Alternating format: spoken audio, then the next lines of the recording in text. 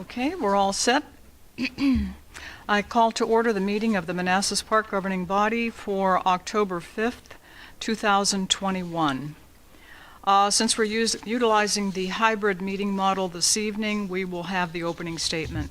And that statement reads, per the General Assembly's approval of the Governor's amendments to the biennial budget, the governing body may now meet electronically without a quorum actually assembled in a single location and without the in-person governing body members voting on the participation of those who are remoting in.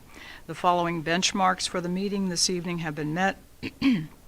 First, the governor has declared a state of emergency for the current COVID-19 pandemic in accordance with Section 44-146.17 of the Code of Virginia.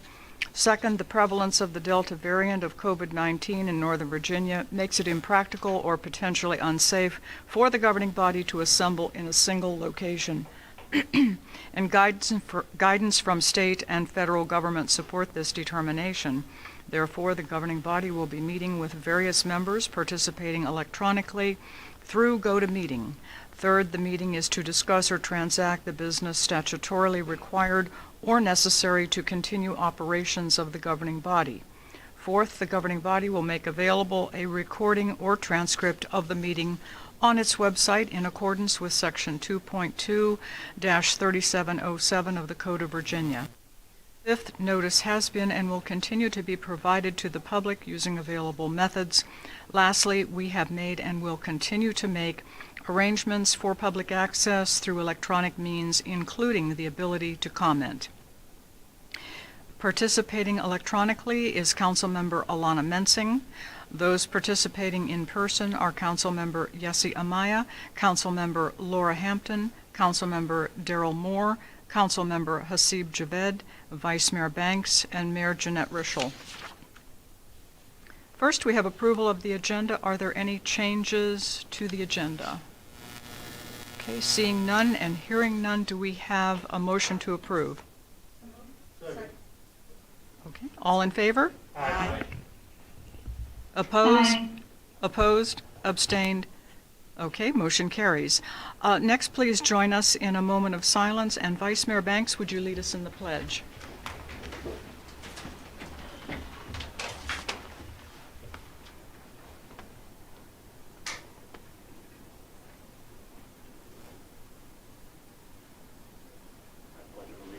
To the flag of the United States of America and to the republic for which it stands, one nation, under God, indivisible, with liberty and justice for all. Is there anyone signed up to make public comment? Okay. Did we receive any public comments? Laszlo? Okay. Elena? No? Okay. Is anyone who is not signed up but who would still like to make public comment? Seeing no one and hearing no one, we will move on. There are no recognitions, no information. We have a presentation this evening, an update from our school superintendent, Dr. Saunders. We appreciate you being with us this evening so much. Thank you. One sec. Okay, your presentation.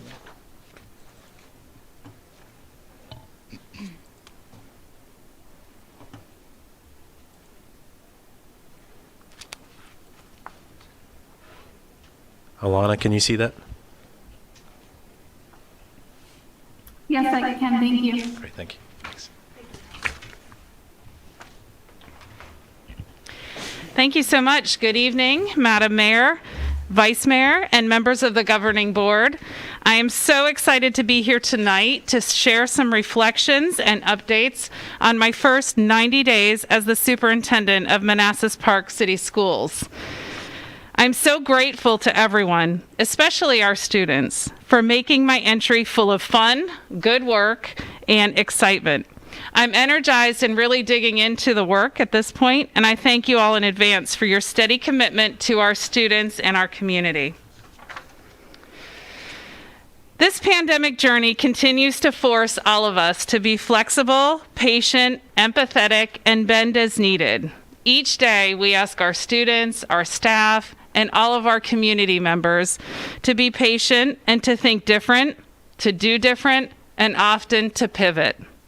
And while our days are full of pandemic conversation, our strategic plan serves as the guiding light and path to keep us working towards our goals of academic achievement, cultivating committed professionals, and supporting student safety and success.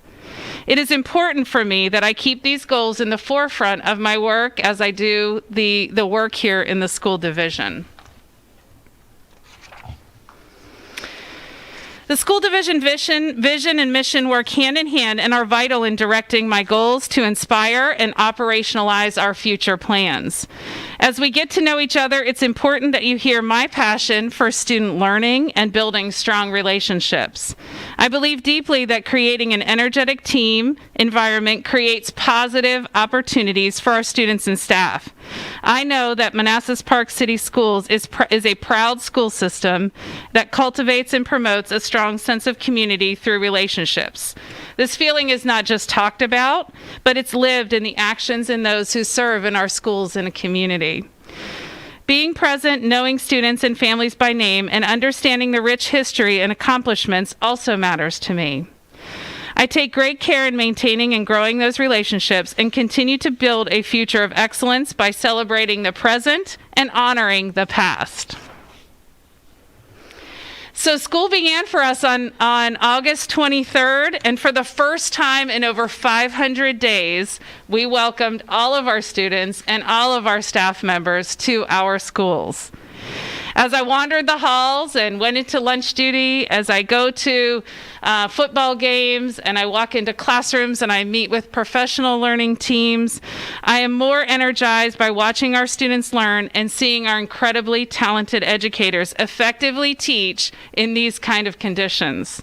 Our students are resilient, our teachers are resilient, and our staff is resilient, as are our families. Here I share a snapshot of our incredibly diverse school system. Our students represent 52 countries and speak 40 different languages. We serve thousands of meals, travel hundreds of miles, and maintain beautiful facilities. This is who we are. Through the selection process to become your new superintendent, I shared with the board an entry plan that was really looking at 3 phases. Phase 1 was to do some activities that created a seamless transition between the former superintendent and myself. Phase 2 was really about creating opportunities to build those relationships and understand the different constituents that I'm working with. And in Phase 3, I'll be sharing out that information. Tonight, I will share a few notes about my progress so far. Phase 1 actually began in May with the transition activities with Dr. McDade and his team. This was incredibly valuable to understand the history, understand the information that was happening at that point in time, and to help me build a sort of an on-ramp to the work that I was doing. At that time, I spent time in every single building. I took a listening and learning tour. I met with more than 125 staff members across the division and listened to their ideas, their thoughts, and tried to understand where they were coming from. Once the school year started, I transitioned into Phase 2 of the entry plan. Phase 2 is really designed to help me deeply understand how the organization works. In August, I met with every central office staff member and discussed their roles, responsibilities, celebrations, goals. I met with each school board member individually. We spoke for about an hour with each one of them, and we talked about their goals and their ideas. I met with the Education Association and representatives from various community organizations.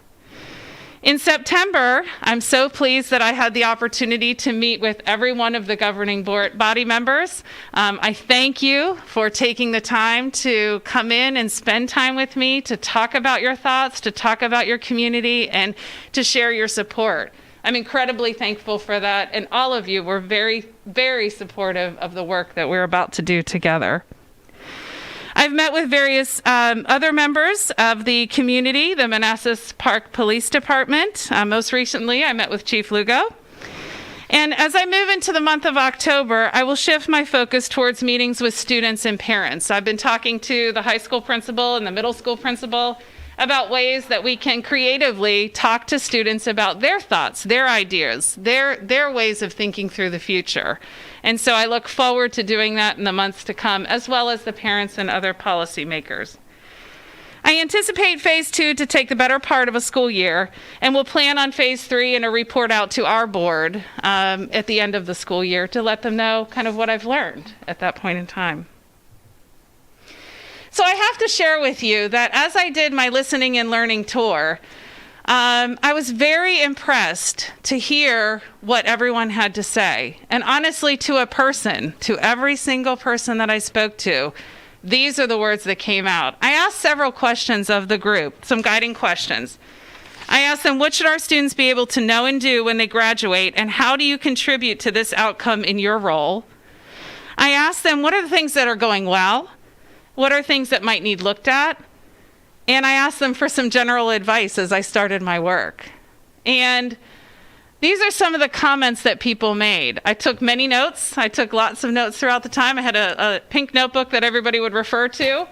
And as you can see, the things that came to the top, the things that really resonated, and the things I know truly in my heart are important to this community are the community, the sense of family, the positive nature, the support, the motivation, the teamwork, the learning, and the people. Lots of people gave me the names of their colleagues, their friends, the other members of the community that supported them and helped them along the way. So I think it's very important to share this because as I become more familiar with the community, I now understand where the heart of it is. And it is in that community and that family feeling. So early on, I think it's important for everyone to know that there are some areas of focus that I do have that came out very clearly to the top. First and foremost was opening school. As I said, 500 days of not opening school is a very long time. And so getting everyone up and ready to move and have students back and acclimated is an incredibly important part of what we are working on now. So that opening school, the teaching, the learning, and what we're moving into now, which is assessing and addressing what we're calling unfinished learning. Our students learned a tremendous amount in the time that they were virtual. And they also have some unfinished business that they need to attend to. And so our teachers are working very hard to identify those areas and address the unfinished learning. I will be looking and working on listening, learning, and continuing to build relationships across the community. I'll be looking at the compensation structure. Last night, we actually presented our reporting out to the school board on our compensation study, and the school board has seen that report and had some discussion this last meeting about that. So I'm interested in looking and working with that. And also assessing the organizational structure and where we might find some efficiencies and where we might have some gaps that need addressed. The good work, the hard work, the fun work for me is really thinking about the profile of the graduate. What do we want our graduates to be able to do, to know, to think about as they leave? So these are some areas that we aspire to work towards. With many of you, I spoke about my passion for early learning, for the pre-K, for making sure that our youngest students have everything they need to be successful. And then I also spoke about as students leave, it's incredibly important to me that they have options and opportunities. They should have had real-world experiences, and I want to connect them to the community with those real-world experiences. These are the areas that we continue to think about and explore and work towards in the future. So as I conclude tonight, I just share with you that the bell serves as a symbol of Manassas Park City Schools. It is located in the grassy area between Manassas Park Middle School and Manassas Park High School. All new staff members and freshmen ring the bells in a ceremony every year. This year, I had the honor and the pleasure of ringing the bell myself with the new teachers and the new staff members on our convocation day. I'm so very proud to be part of our community and be serving our community in this capacity, and I look forward to the next 90 days and the next 90 days and those thereafter. So I thank you for the opportunity to share a little bit this evening, and I look forward to our work and our relationship together in the future. Thank you. Thank you. We appreciate your being here and speaking with us this evening. Would you be willing to entertain any questions? that you might Absolutely. have? Okay, thank you. Any questions for Dr. Saunders? Yes, go ahead. It's a really quick question. The metrics, are those from last fiscal year or the current fiscal year? Those are I'm going to read the slide here, FY22. So those would be where we stand today. Estimates at this point. Thank you. Okay.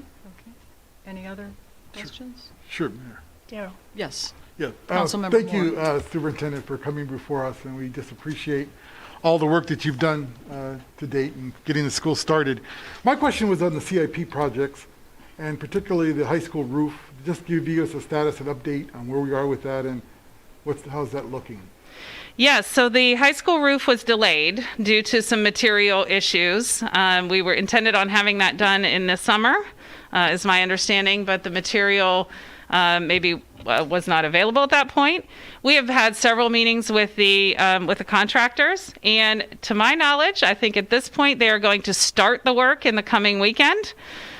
We have been working with them about how do we get the work done without being disruptive to the school day, the students, and they've been very agreeable to work very, very early in the morning and small sections at a time, and start the work on the weekend where they'll be taking the rocks or the gravel off of the roof. So it should be in progress soon. Fantastic. Thank you. Any other? We have one member participating at home. Councilmember Mensing, do you have any questions? I do. Thank you so much for your presentation. I very much appreciate it. My question is about the bus driver shortage. Are we having any issues with that? So I'm going to knock on some wood. We currently have one vacancy for our bus drivers. We do have challenges finding substitutes. We do have some challenges, keeping the number up to the number that we need on a regular basis, but our bus drivers have been phenomenal in working with us and trying to accommodate in the best ways that they can. So at this point in time, we are in a relatively good position. Thank you. You're welcome. Do you have a follow-up, Councilmember Mensing? Nope, I don't. Thank you. Okay, thank you. Councilmember Javed? Hey, good evening, Dr. Saunders. Good evening. My question is regarding, I guess, the COVID policy. I guess once, I guess you find out that there's a positive case, the student or the staff or anybody gets notified, and there's a 14-day quarantine. You guys are suggesting to reduce it to 10 days. What's the logic behind that? Yeah, so the Virginia Department of Health, or CDC, strongly recommends the 14 days. Okay. However, they do give us some flexibility when dealing with situations where the 14 days would cause undue stress on the situation. So when we're thinking about our students, and I'll use in particular our high school students, and we're on a 4x4 block. So when a student is not present physically, that does not mean that they're not still getting some instruction, but there is some challenge for that. We want them in front of us, and we want them to be accessible in the classroom. The CDC does allow us to do the 10 days, and there are some other mechanisms that we can do at 7 days with testing and some other types of things. But at this point, we're talking about the 10 days. We have not moved to that as of yet, but we are definitely thinking about that along the way. Okay. I think you just touched on my follow-up question regarding, I guess, instructions while they're at home. So not the high school level, but the elementary level and the middle school, up to the middle school, do they get instructions from their educator? So all of our students have access to Canvas, which is our learning management platform where the students update and puts information, lessons, try different ways in which to communicate with students all the way to our kindergarten classrooms. So all students have access. If any student does not have internet, we provide that as well. And so they do have access to the information. But I think we all know that in person is Oh, yeah, definitely. is the best. I was And worried so- about them falling behind. right? Absolutely, And absolutely. Keep them engaged. And, yeah, excellent. Thank you. Yep. Okay, any other questions? Vice Mayor Banks, you? Yes, Councilmember Amaya. How is it going with COVID? I guess kids getting being positive or coming out positive with the COVID. Yeah, so we have had to address some positive cases of COVID between students and staff, throughout the school year so far. When we identify a positive case, there is a team that does the contact tracing and follows the mitigation strategies that we've laid out. Our teachers and our bus drivers and our staff have done a very good job of creating seating charts, very organized kinds of situations that we know who's closer than certain other students. And so we can really narrow the contact tracing to as limited as we can. And then there's conversations that do happen when staff or students are vaccinated. They do not need to quarantine unless they are exhibiting symptoms. And then some students or staff do have to quarantine, and we provide the resources for them. So we are addressing it as it's happening. I think we're very similar to surrounding divisions, and addressing it and making good decisions along the way to try to support our students and staff. Does that affect the absentee policy? I don't know if that, in other words, if they're absent a lot because they're showing some type of symptoms, is that going against the policy? In other words, if they're missing too much school, is that going to be So no, actually, the Department of Education provides us with an opportunity to state that if a student is having meaningful interaction in their classes, then they can be considered present. And so when we do have a student that is quarantined, we encourage them and check in with them to make sure that they are engaging in our Canvas platform, and so they can be considered present. Thank you so much. You That are was very a welcome. Great presentation. We Thank you so appreciate that. much. Thank you. Okay, before we move into consent agenda, we have several comments that have come in from YouTube. Some may be answered this evening, others I see staff is copied, so staff might have to get back to the questioner. Ms. Sarah Denholm requested clarification on how many trash cans a residence may have. She says that the last couple years they have been restricted. So she wants a clarification. That might be a Patriot question. The next YouTube comment is from Ms. Liz Hunter, and she would like to know why the trash company does not put the trash cans back on the curb. Ms. Hunter would also like to know if there is a police presence during lunchtime, or if the police go to lunch at the same time. And Mr. Michael Denholm would like to know more about code enforcement and about parking cars in yards and unstable base for a driveway.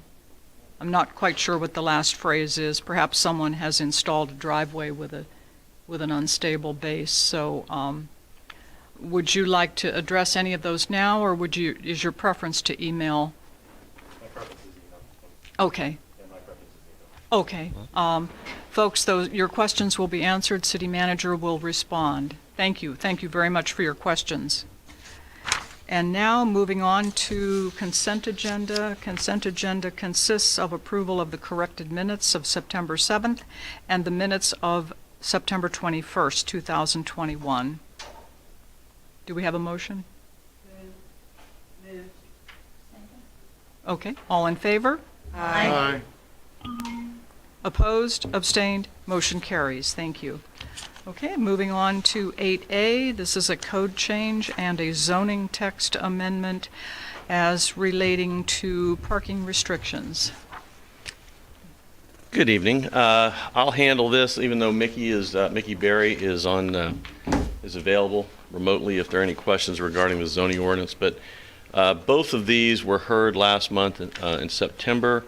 The zoning ordinance was heard the first meeting of September on the 7th, and then the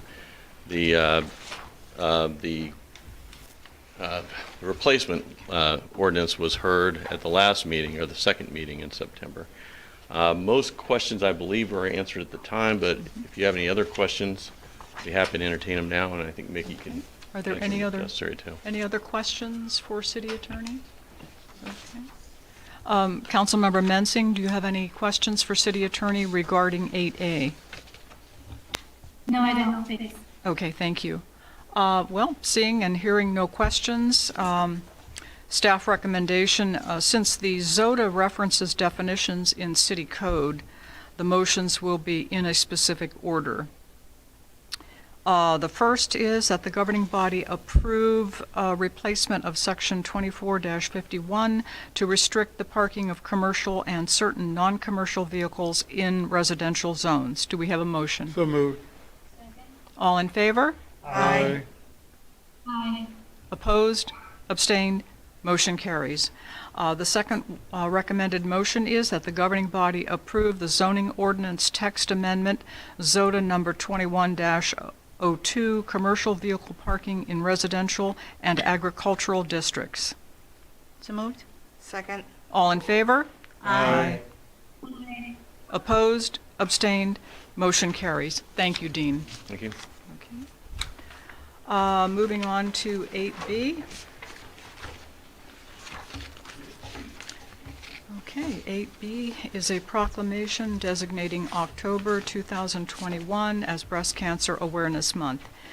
Whereas breast cancer is the second most common cancer in women after skin cancer, and whereas breast cancer is about 100 times more common in women than in men, 1 in 8 women will be diagnosed with the disease, and diagnoses increase as patients get older.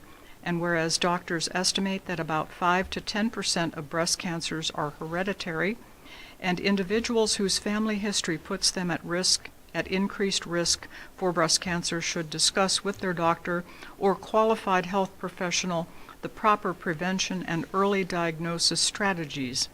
And whereas since early diagnosis strategies have been introduced, the 5-year survival rate for a breast cancer patient has greatly increased.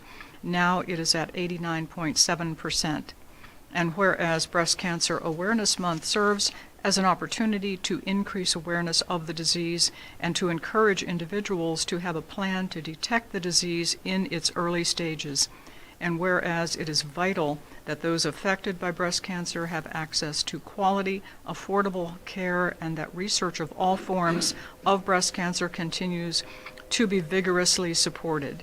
Now therefore, I, Jeanette Rischel, do hereby recognize October 2021 as Breast Cancer Awareness Month in the city of Manassas Park, and I call this observance to the attention of all of our citizens.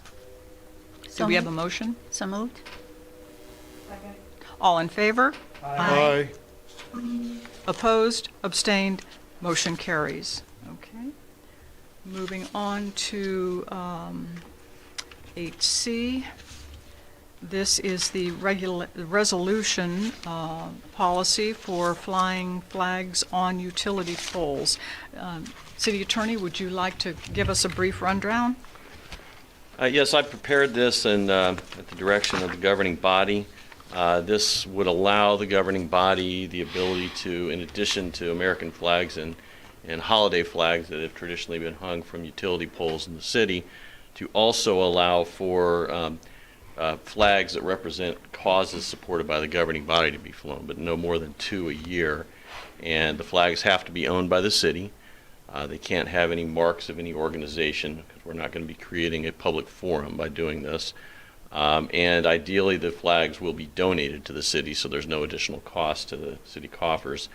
The reason for the 2, if I understand it correctly, is it's actually very costly in staff time to get these things up. So, there was a desire to limit it, so we didn't have staff just taking them down and putting up new ones all the time. So, now this is obviously a work in progress, so if it doesn't represent what the governing body wants, then we can certainly change it. So please let me know if that's the case. Okay, thank you. The example of flag donation that Councilmember Amaya has brought to us is a great template for the future. Donation's important to the city because we're still not quite where we would like to be financially, and so therefore we have to be very careful with the expenditure of taxpayer dollars. So this is a great template to use for the future. Are there any questions for City Attorney? Councilmember Hampton. I do. Well, I don't know if it's for the city attorney, but overall, because I looked at the email that the city manager sent us a while ago that gave the time and the dollar amount. And based on my calculations, to do twice a year, we're looking the equivalent of 40 hours a week, or 40 hours, which is a work week. That's total. Total. Right. And I got thinking that maybe the best use of citizens' dollars is that we restrict it to in front of City Hall. This way we just have one place. We're not spending $1,100. We're not spending 40 hours of staff time that can be spent elsewhere. And it's been, every time it's been duly noted to me that our staff is pretty much strapped for in the community development, especially public works. And I think that's from this point of view and looking at the citizens' dollars, I think that is the best case scenario that we can do at the moment. Being good stewards of the citizens' dollars. What if we ask for donations for the time as well? I don't know what do you mean by donations? Like they can pay for the labor hours. That's something we'll have to, Well, if I could just also comment, so the flagpole or the utility poles in front of the city are smaller. They're just the gooseneck ones because this area, new development, all the utilities are going underground. I know, I was thinking like a flagpole, like a regular flagpole. Oh, at the city, like the poles we have right in front of City Hall? Yeah. Oh, I got you, okay. Maybe well, I mean, if we do that, then theoretically you could just take down the city flag and replace with those flags, and that saves us the time and effort of putting another flagpole up. But then we wouldn't have our city flag up. No? You can just put it underneath. Yeah. Yeah, you could do that too. Just have Yep. As a compromise position, would you consider one flag donation per year instead of 2? That would be, according to your calculations, 20 hours? Well, I go back to the argument that our staff is strapped. And that's brought to my attention each and every time we find things such as bricks on the sidewalk and residents are having to walk around that to get that removed, or other things we found, for example, the sofa that sat out there for 2 weeks. So it just seems to me if we don't have the time or the staff hours to address something of that magnitude, then we surely don't have the time, and we have better use of the time than for 20 hours to hang up some flags. Governing body input. I think that's a good point, unless somehow the petitioner is able to compensate the city. We could ask.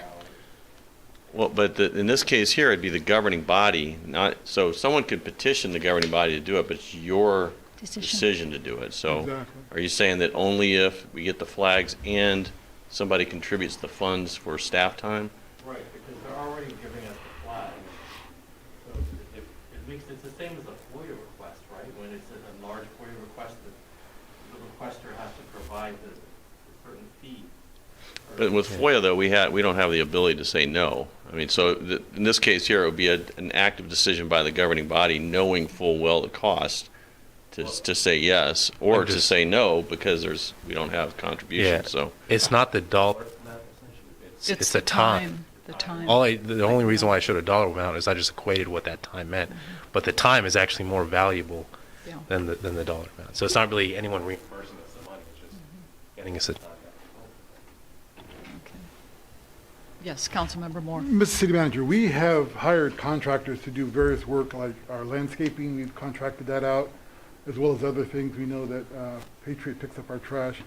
Couldn't we just hire, since it's only done a couple times a year, a contractor that could just hang the flags, which would be a lot cheaper possibly than our own labor? Yeah, we could look at that, or just using seasonal employees. Or seasonal employees, right, young people, interns, that kind of thing. Yeah, that's something we Part-time. could look at.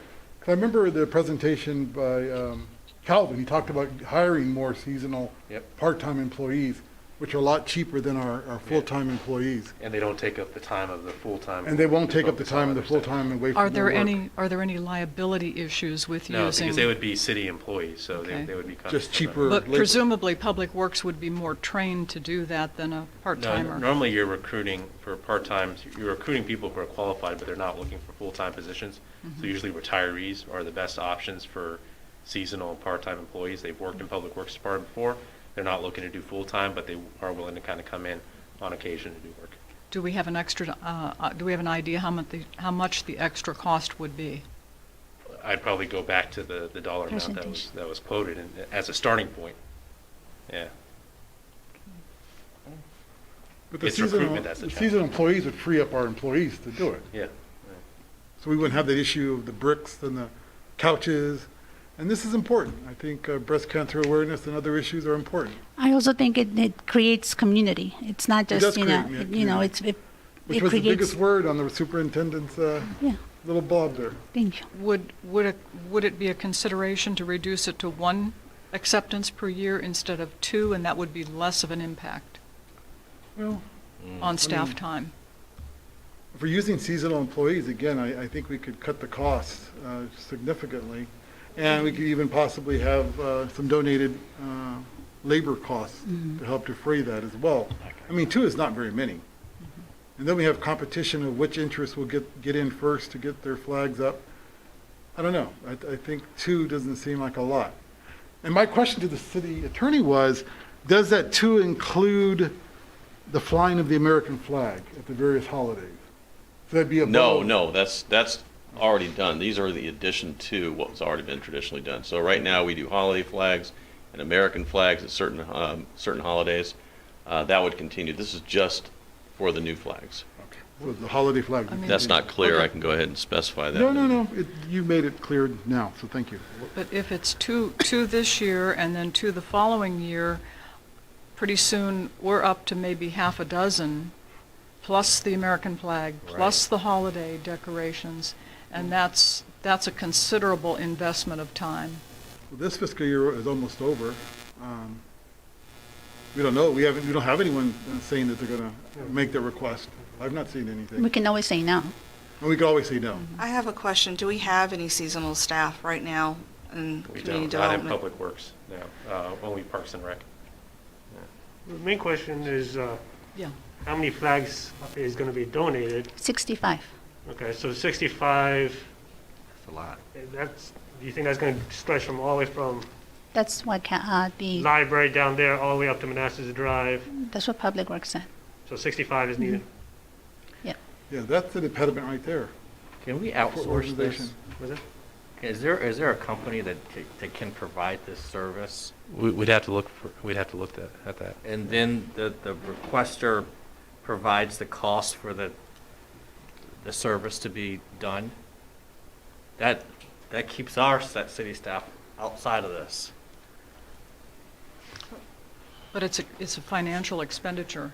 For the requester, how bad do you want these flags? You got to donate them, and you also have to pay for the service. But then does that put Yeah, us I in think it some was sort where of legal gray area? We're kind of then crossing the line because, I mean, if it's Yeah. seen as their flags and they're paying for their flags, then it's kind of a subterfuge around the limitation that's in here that organizations aren't going to be able to put their flags up on the poles.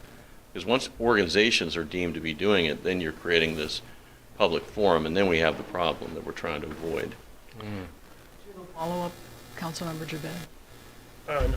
Can I ask a clarifying question here? So it says two per year, so it keeps accumulating, or is it just two in addition to Two in the addition. holidays in Just America. two in Two in addition. addition. So each year, so you won't do more than two. No. So it won't be four next year. Exactly. No, That's no, it doesn't okay. grow. No, no, no. No, I just no, wanted it to doesn't clarify grow. that. Got it, okay. It's No. 2 per year. Per year. Yes. Yeah, total, Yes. so we won't do more than But two. my point is, in 3 years, it would be 6. No. They would- No, that's It what I would was just be asking. two. So we would stop this year at 2? No, That's what I'm asking. I'm talking clarifying. about cumulative.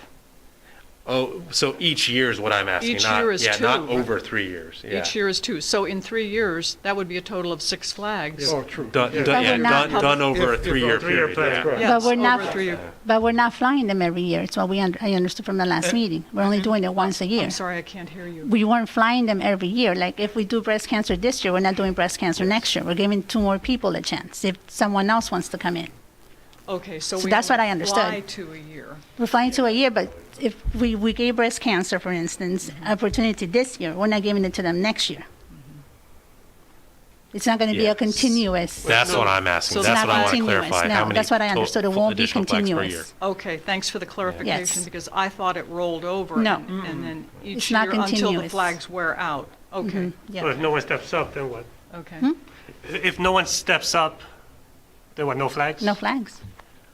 Well, just to clarify though, this is a limitation on the number. So if you guys wanted to pool your resources and contribute, you could also buy the flags. Exactly. I mean, I think we need to separate an individual Yeah. wanting flags to be flown from you making the decision you want flags flown. So if someone comes and says, you know, I want to donate these flags and I'll pay for them to be put up, and then you guys say, well, but we don't want those. I mean, you should have the freedom to say you don't want those flags up Exactly. there. You shouldn't feel obligated. Right.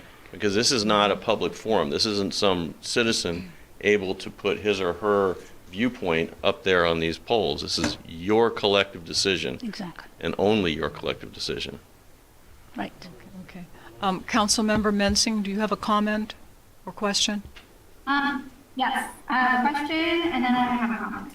My question regards number 5, because I feel like it kind of limits that, well, let me explain. It says that it needs to be as early in the fiscal year as possible, but no more than 45 days prior. I think that that's really going to limit something like, not breast cancer awareness because we're doing it now, but as an example, that's October. So if, like, there's a month that's later in the year where the cause is typically held, they won't be able to apply because they have to apply as early in the fiscal year as possible, but no more than 45 days prior. Well, you could always limit it then just to one each half year, so you don't get 2 of them bunched up early on, and then, you know, it opens it up for whatever other cause is out there for the second half of the year. So basically, July through the end of December, and then January through the end of June. You could do it that way. Yeah, and then you could take out the 45 days. Well, the 45 days, I think we have to have some time limit because we have to, you know, especially if we're going to be getting seasonal work, we have to make sure we have enough seasonal workers. Or if we're going to contract out, we'd have to go out and get a contract. So 45 days just gives us enough time to plan for it. And then you're obviously going to have to vote on it. So, you know, if they're going to be petitioning the governing body, if they petition and, you know, we got to wait 2 weeks to get a governing body vote, so that's now 30 days prior, then we have to go out and see if there's anyone out there who can do it for us, or do we have enough? 45 days, I think, is probably the minimum that you want to do. I don't think you should go any lower, otherwise we'd be really having a pinch trying to get those things up. Yeah, I'd agree with that. Okay. Yeah, I understand. I kind of actually agree with what Councilmember Hampton is saying. There are a lot of things that we're telling people that we can't do because we don't have the resources and we don't have the funds. And we already get complaints about the decorations and flags that we fly now, and that it's not really what people view as the best use of our dollars at this moment. So I kind of tend to agree with Councilmember Hampton that maybe this is something we should look into in a couple of years. I've heard the opposite, actually. People actually like the fact that we have the Christmas lights on Manassas. They love that part of our city. So it all depends on who you speak to. That's true. I just hate to tell people that we can't take care of X, Y, and Z, which I feel like we're doing all the time right now, and then say, oh, but we can put a flag. Again, all we're trying to do is create community, like a sense of community in the community, since we don't have, the funds to do all the necessary stuff, but somehow, some way we need to create a positive image of the city, so it's just creating community. But if that's too much, that's, it's fine too, it's the decision that we have to make.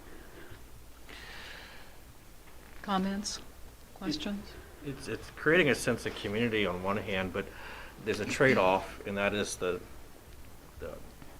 our public works employees being overworked, right? And we're not giving anything to them unless we go through this. It sounds like this new idea of using seasonal employees or even contracting out, which it sounds like it's an amendment to this, right? Well, I think that's just more of an implementation for how we do it. Okay. But I do like the idea of part-time seasonal employees and At including no that charge to the in requester. I budget. mean, it's going to be at the expense of the city. So here we are again. We're talking about we don't have resources, but yet we're going to pay for, these flags to be put up. Well, I couldn't support hiring a contractor.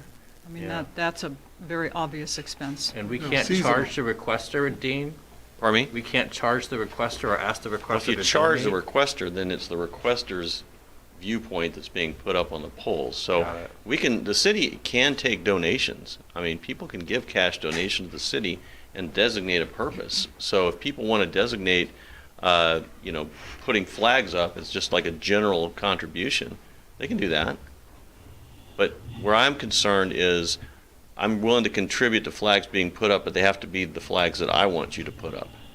And then we're stuck. Are we going to accept the money and put their flags up, or are we going to, say no?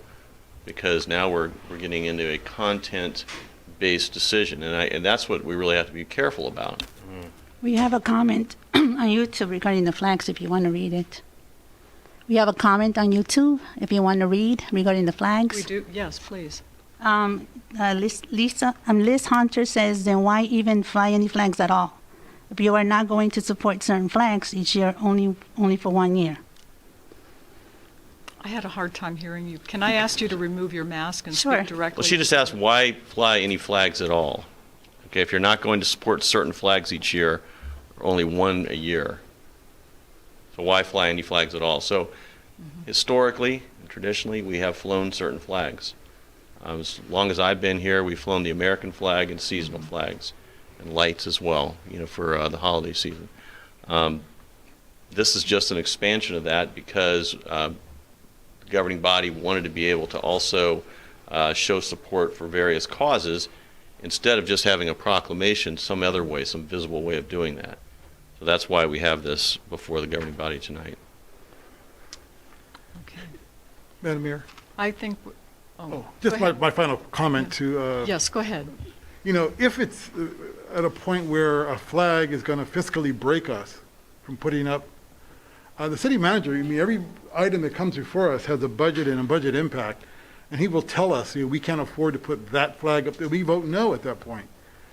But I don't believe it will. I think that's being used as an argument to prevent this from going forward, because we do so much else in this city. So anyway, I hope we will support this in the flying of 2 flags per year. Can I make? I have 2 comments. One on what you just said. I really don't think we're there financially yet. I mean, I know we do a lot, but if we were really there, we would be able to lower taxes.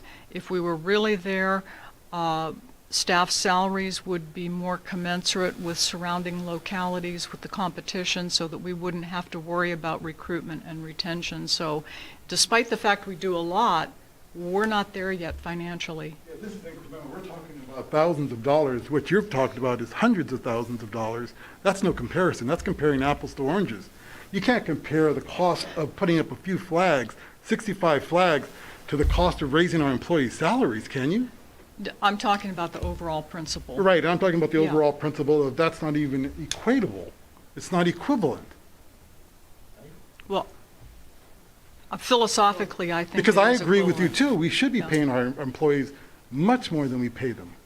And we're Right. going to do that by Right. developing our downtown and by doing other things that's going to bring revenue into our city. it's not going to be because we can't afford to hang 65 flags in our city. I mean, financially, he said we had no problem. It was just the time. Yeah. So how many staff, two staff members to put up a flag? I would have to go back to the notes Okay. that I provided, but You remember, to Laura? a larger point. What you had written, and I'll look over here, because I wrote it down. 4 people times 5 hours. So that's 20 hours to take up and take down each time. Okay. Yeah, That's where I got that from. with using part-time employees, seasonal employees, that's not that much actually. And if we're hearing a lot of concerns about other kind of issues of couches, other things, I think adding a part-time and seasonal line item to address that and general community beautification may not be a bad idea if we're hearing demand for all those things. This just adds to that beautification of the community as well. So I think creating that line item, I think is important beyond just this. It sounds like it's important from overall from a community maintenance I have a standpoint as question, well. though. Okay, then that's different. Yeah. It's beyond. But I have a question. We don't have, for the October, we don't have seasonal employees to hang the flags, Not correct? for this one. That's correct. Okay. That's something we'd have to build. Right, so with that being said, for the October, then why don't we just leave it to holding it out on the flagpole that stands outside City Hall? So that we're not impacting and overburdening our public works.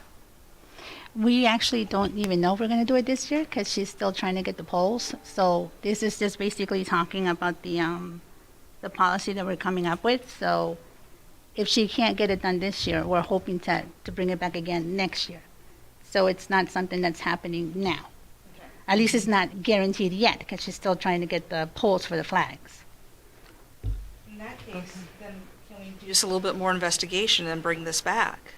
Like we figure out, looking at the budget of how much it would cost, what would we have to change within the budget for community development to bring in the seasonal employees? Looking at a line item about how much it would cost to bring in a contractor to do that. Instead of rushing through this, we've got time, let's take our options. Yes. I agree with Councilmember Hampton's suggestion. Let's get all the costs down in our options for implementing this policy. I think there's some values here. We've got community, but we also have concern about our public works staff. We also have concern about, being fiscally conservative and realistic about the lack of resources the city still doesn't have. So I think we just need to do some more research on this. How many flagpoles does the city have? I can't answer that off the top of my head. No. Yeah. So you're suggesting just to put on city flagpoles? And not on? Oh, you're talking about just flagpoles themselves? Flagpoles, yeah, just flagpoles. We have 3 at City Hall. Yeah. Was it 1 at the fire station? And 3 at PD, 7, how much at the rec center? 3 at Parks Rec, so about 10. So 10 And then 1 in flags. Public Works, right? Yeah, so about 11. So when you say, but that includes the 3 flags are the U.S., the state, and the city, right? Correct, yeah. Right, so we would just be putting it on the city one right below the Just right city. below. Just yeah. right below it, so So realistically, Is that we're what 5 you're- or 6 there, right? suggesting to do is only on the flagpoles? Well, let's school, put it yeah. this way. My understanding, I thought this was something that was imminent. So since it's not, my recommendation, we got 2 tracks here. The one option is that we just reserve it to putting on the existing flagpoles per Dean's recommendation underneath the city flag. Or, sorry, I don't Yeah, be remember. under the city flag. Right. The other recommendation, the other lane that we can look at is, since this is not imminent, let's do our research, let's look at our options, let's look at the cost benefit, and then come and bring this back. Putting it on city poles, just so you know, would be, it would be a lot better from a legal standpoint. We own those poles. Utility poles, we don't own those. We own the little, the fixtures that go on the poles that allow us to fly them. But the city poles, they're on city property. It's clear the city owns them. You're doing with city property what you want. So all those poles, we could do that right away. And I don't think that's a big cost because I think that's a great Yeah. compromise. I think so We too. put them on the 10 poles that the city has right below the City of Manassas Park flag, and we could fly Yeah. just 10 flags. I'm in How favor. about that? Yeah, that works. I love that idea. Yeah. Thank you, Me too. Laura. That's, yeah. You have to request their Yeah. donation. right. And presumably you'd The still want flag, to they not donate buy the the flags, flag. right? Yeah. But just Yeah, now she they're was going having a with hard just time with 10 the flags poles. as opposed to 65 with poles. Yeah. And she was having a hard time with the polls too, so Of course. it's actually smart. We That have you brought that up. five city buildings, so that would be 5 there. We And also have one. What an excellent compromise. then we could also look at the schools. Yes, thank you. There's one on First Avenue. How much would it cost to do that? So there's 9? Did you say 9? Oh, you're talking about in the Blooms? Yeah, blue. I'm not Oh, sure that's yeah, the ours. park. Well, that's our Memorial Park right there, I think is what he's talking about. Which one? It's just the American flag, right? Rising entrance It left? doesn't, yeah, the one that says Welcome to Blooms Park there, there's a little park there that I believe is our park. Yeah, it's dedicated to 9/11, right, Mike Span? Yeah, so that's ours. Flagpole there, yeah. And we own that property anyway. Yeah, I know we own it, but I thought the Blooms had an easement there for. They do for their little monument sign. Okay, it to doesn't maintain that. extend on- I thought it extended No. on there. Okay. It's just that area. So we do have that. I don't know if there's a city flag there, though. I thought it was just an American flag. Yeah. Yeah. So there's, did you say 9 flag? No, there's flag? 5 city buildings. 5 city buildings. Correct. And I don't know if the schools fly the city flag as well. I'd have to check the schools and Yeah. request see, but I would say at least let's go with 5 flags as a safe bet Okay, for the okay. 5 city buildings. Okay. Well, those are quite visible. Yes. Why don't we do that every year instead of hanging them from the light poles? American flags? No, Uh, First no, Avenue. no, these, no, yeah, yeah, The okay, specialty yeah. flags. Yeah, that's- That you're could also be an saying. option. Then you could have Because one they a are month quite even. visible. if you I wanted to. love it. Yeah, and that would save staff time. We wouldn't have to hire a contractor. It would Right. just be the 5 flags. Love it, What love do you it, think? love it. I'm in favor. Okay. So let's, let's have Dean rework this then. Yeah, so the question I have is, are you then going to want to limit it to 2 a year? No. Because we can always decide as a body. Yeah, exactly. So there's no It's reason not to a- limit. There would be, there's no need for a limit if it's only 5. Correct. Yeah. But you still have to have them, owned by the city, Yes. whether Yes. donated or Yes. bought by the Still city, the same presumably. rules, yeah, Yeah. yeah, Preferably donated. yeah, Yes. Oh, we're And making you guys- sausage here. No visible Yeah. sign of any group on them, yeah, No trademarking. That's right. right? yeah, And you guys would direct us for how long to fly these at each time? Okay, yeah, just so we know. Yeah, duration. Yeah. yeah. I'll revise it and send it on out and get it on the Okay. agenda for next Okay. week, or next Awesome. meeting. So we'll take Thank no action tonight, and we will wait for Dean's revision. Okay. Okay, Thank you, Dean. Thanks, everybody. That worked out actually quite well. Sorry, Councilmember Mensing, do you have any comments? My apologies, I should have gone back to you sooner. No, that's fine. I agree. That sounds good. Good plan. Okay. Okay, moving on to 9A, Grants Program Support 1-year renewal. Good evening, members of the governing body. Let me take off my mask here so you can hear me clearly. So I bring forward this agenda item as a reminder. About a year ago, I brought forward a grant consultant company to help us actually start writing some grants and understanding what grants were out there on a federal level, so we could aggressively pursue outside funding to help us accomplish our goals. As you can see from the data, we were successful with one grant, but we still have plenty of them that are pending. I will say that they are a great company to work with. They're very responsive, very proactive.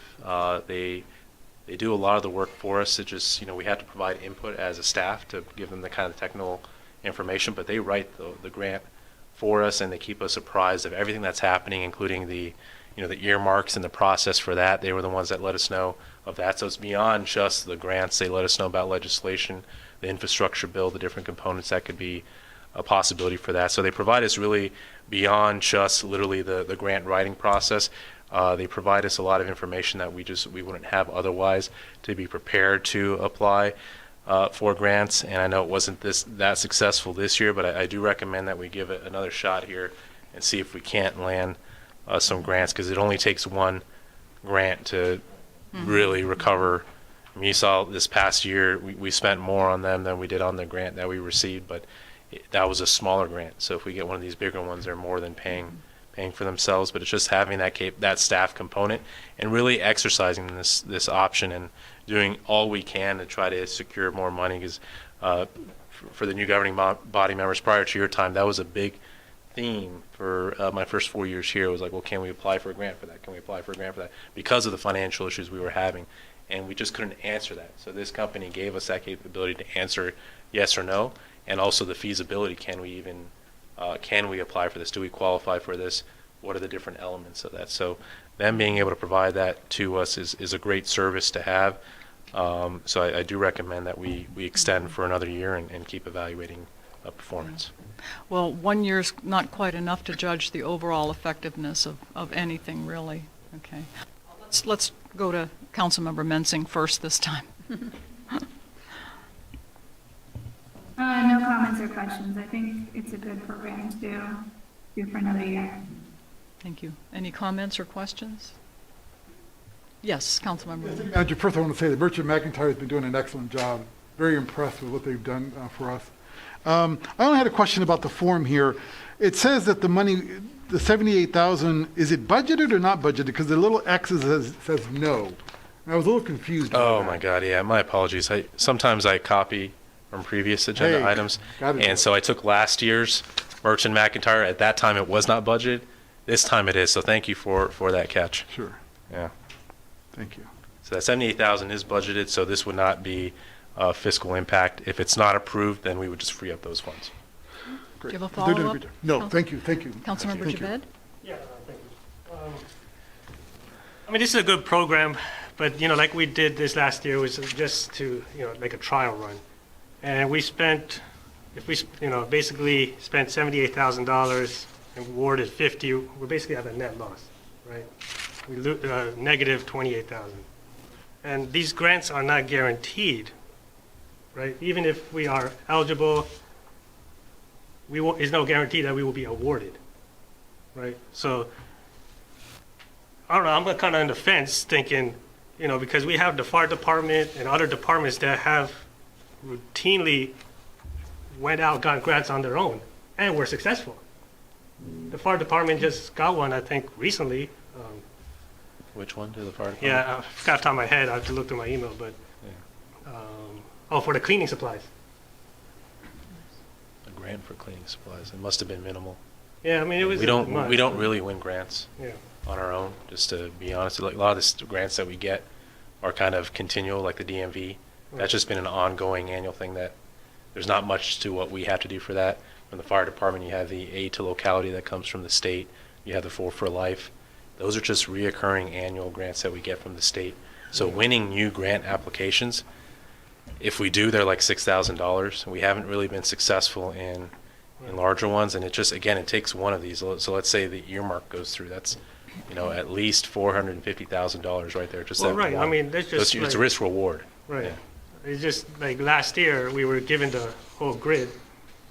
Potentially it was $7 million potentially. But out of that, we just got awarded 50,000. But we didn't apply for all those yet, right? Right, We right. just, so it all depends on life cycles and time for us to be ready for those. Okay. So like we couldn't apply for a lot of the transportation ones. We didn't have a transportation program manager. Okay. A lot of the stormwater ones didn't make sense because we first have to do some extensive design engineering to kind of understand what it is that we're applying for, right? So there's still big grants that are out there. Unfortunately, the Economic Development Authority from the federal government, we don't qualify for those grants, and that's where a lot of the grants are available. But again, you're going to potentially have an infrastructure bill that's going to be approved here that's going to have a lot of opportunities. If we don't have them, we're going to be behind as a jurisdiction in being able to apply. So I would still recommend doing it this year with that infrastructure bill as a potential option to be passed by Congress if they can do So, it.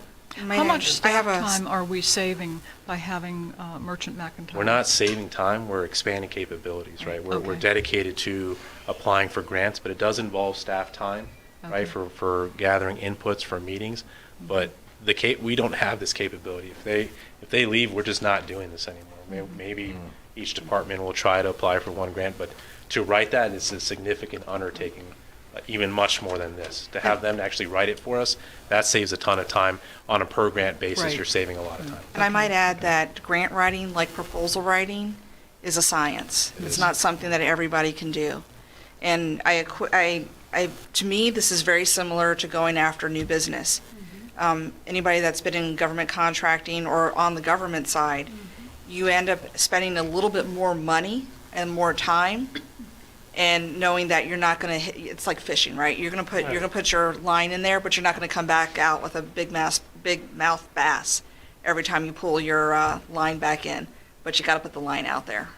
That's a great point. It's all about volume. Yeah. You got to apply for a lot Right. to be able to get a little bit, and we can't do that on our own. No, and it really truly is a science. I mean, I don't know if it's still around, but it used to be down there on K Street and 17th. It was K Street and 17th. It was an association that dealt just with grants, where people would actually go and take classes for grant writing. So it is a science. Out of the 12 that was present, I think it was 12, right? We got 1 awarded and 4 rejected, and the rest were in consideration. Yeah, a lot of that we still have pending. Let me give you the numbers here. So we have 1, 2, 3, 4 that are still pending. Okay. Some of them are smaller amounts, $100,000, which is still good. Yeah. Right, that's an important one for the grocer recruitment process. The COPS program is $376,000. The Safer Grants, $1.5 million.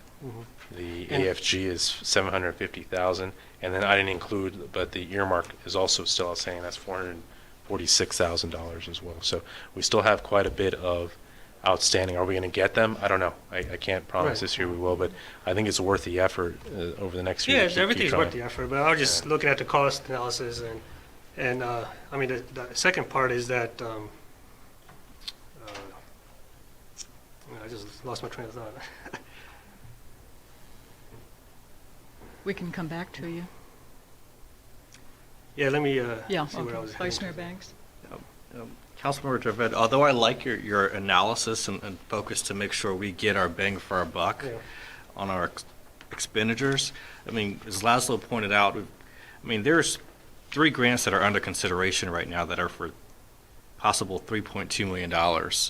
There's 2 others that are pending, that's about $2.3 million total.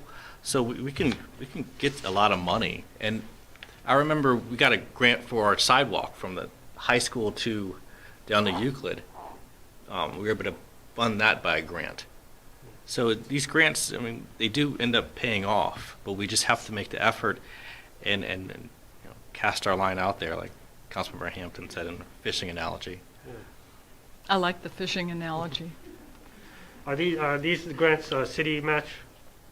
Some of it mixed, right? So the grocer one is not. Yeah. That's fully covered by the federal government. I believe it's, you're trying to use this mouse, but it's not this computer. I believe AFG, either Safer or AFG, I want to say, which one is it that's fully covered? Do you remember, Keith? Was it Safer or AFG? One of those 2 is fully covered, 100%. Actually, both of them might be 100% covered by the federal government. Others would require a match. I think COPS is also 100% guaranteed, but so it depends, but the match is, so like the earmark, that's a 50% match that they're putting there. So it ranges, really matches between 20% and 50% is what I've seen. And we're capable of doing that match? Yeah, oh yeah, because a lot of these items we already have in the budget. Okay. The ones that we don't have in the budget, we're applying for ones that are 100% covered by the federal government. I mean, overall, I mean, I don't mind trying for another year, but year after year, if we just keep seeing a net loss, it just doesn't make sense to hold on to something like this then. So, I mean, I know 1 year, 12 months is not to judge service, so we'll give it a shot 1 more year, but we'll reevaluate next year, see what happens. Do you have a follow-up? No, that's Okay. it. Any follow-up? No? Let's go back to Councilmember Mensing one last time. Do you have any comments? No, I agree with what Councilmember Javed said. I Okay. think we need to give it another couple of weeks and see how it pans out. Okay, well, if there's no more questions or comments, staff recommendation is that the governing body authorize the city manager to renew the attached agreement with Merchant McIntyre for grants program management services to the city through October 30th, 2022. Second? All in favor? Aye. Okay, she must have said aye without her sound being on. Okay, opposed? Abstained? Motion carries. Thank you. Okay, Dell laptops, and Dawn's up. Good evening, Dawn.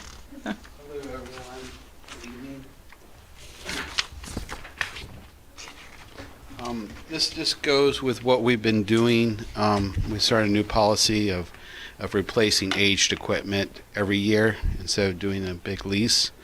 So we're looking at getting actually 26 new laptops for this year within the budget to replace 25 of desktops and possibly one regular laptop that's been aged. It's very simple. Any questions? I mean, it's just a basic thing. Drop the mic. Okay. Do you have more, Don? No, I don't. Oh, It's okay. just really very basic. I wasn't sure if you were Yeah, still or no, not. it's very basic tonight. I just have one basic question for you. All the laptops Yes. will have cameras on them? They all have cameras. They all have, actually now the new ones have little slides so you can cover the cameras. So you're not putting little pieces of paper? Right. Yes. I hate that. Does I have a little piece of paper here? Okay. Okay. Any follow-up Nope. question? Councilmember Mensing, question, comment? No, that sounds good, thank you. Okay. Thank you, Don. Staff recommendation is that the governing body approve and authorize the city manager to sign the necessary contractual documents for the purchase of the computers, equipment, and services listed on the quote from Dell Technologies for $47,840 as presented, subject to final review by city attorney. Yeah. Okay, it's been moved and seconded. All in favor? Aye. Opposed, abstained, motion carries. Thanks, Don. All right. Super. Okay, 9C is Resolution Hispanic Heritage Month. But first, I just want to mention, although city manager will probably talk about this later, I think it's a good time to mention that Manassas Park will be hosting its first ever Latino Festival on October 23rd, 2021, from 11 a.m. to 6 p.m. It will be at Costello Park, and there'll be music, food, crafts, vendors, and there is no entry fee. Right. For more information, the number is 571-393-1013.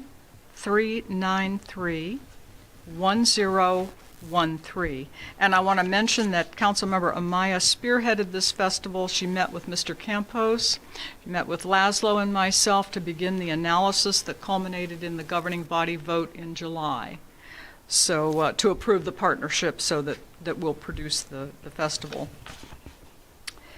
So the proclamation reads, whereas during National Hispanic Heritage Month, the City of Manassas Park recognizes and celebrates the rich cultural traditions and honor the significant achievements of our Hispanic and Latino American communities, and whereas Hispanics and Latino Americans are the largest ethnic minority in the country, the fastest growing minority in the Commonwealth, and make valuable contributions to the Commonwealth and the City of Manassas Park in business, government, education, the sciences, art, and faith, and whereas the observation started in 1968 as Hispanic Heritage Week under President Lyndon Johnson and was expanded by President Ronald Reagan in 1988.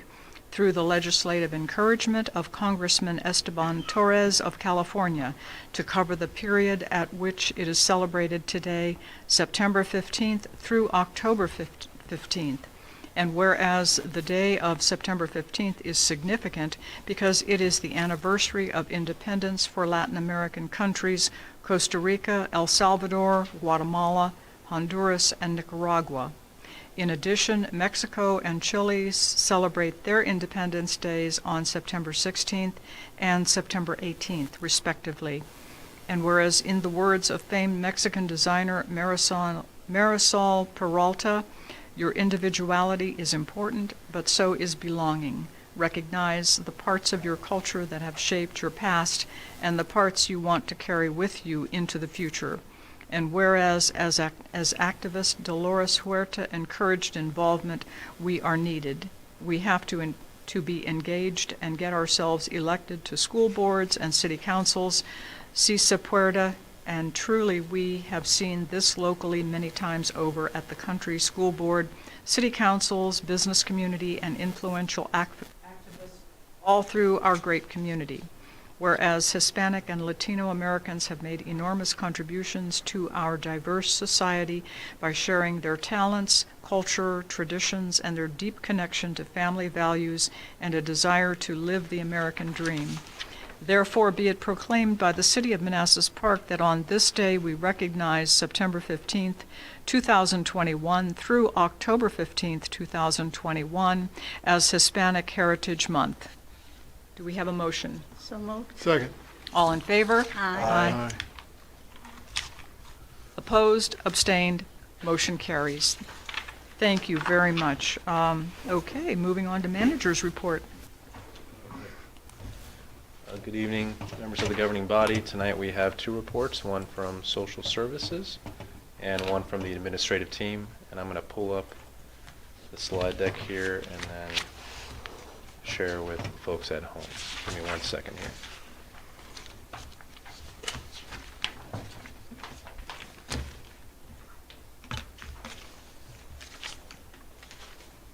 Okay, I'll turn it over to Randy Knights. As Laszlo mentioned, I'm Randy Knights, the Department of Social Services Director. Good evening, Madam Mayor and members of the governing body.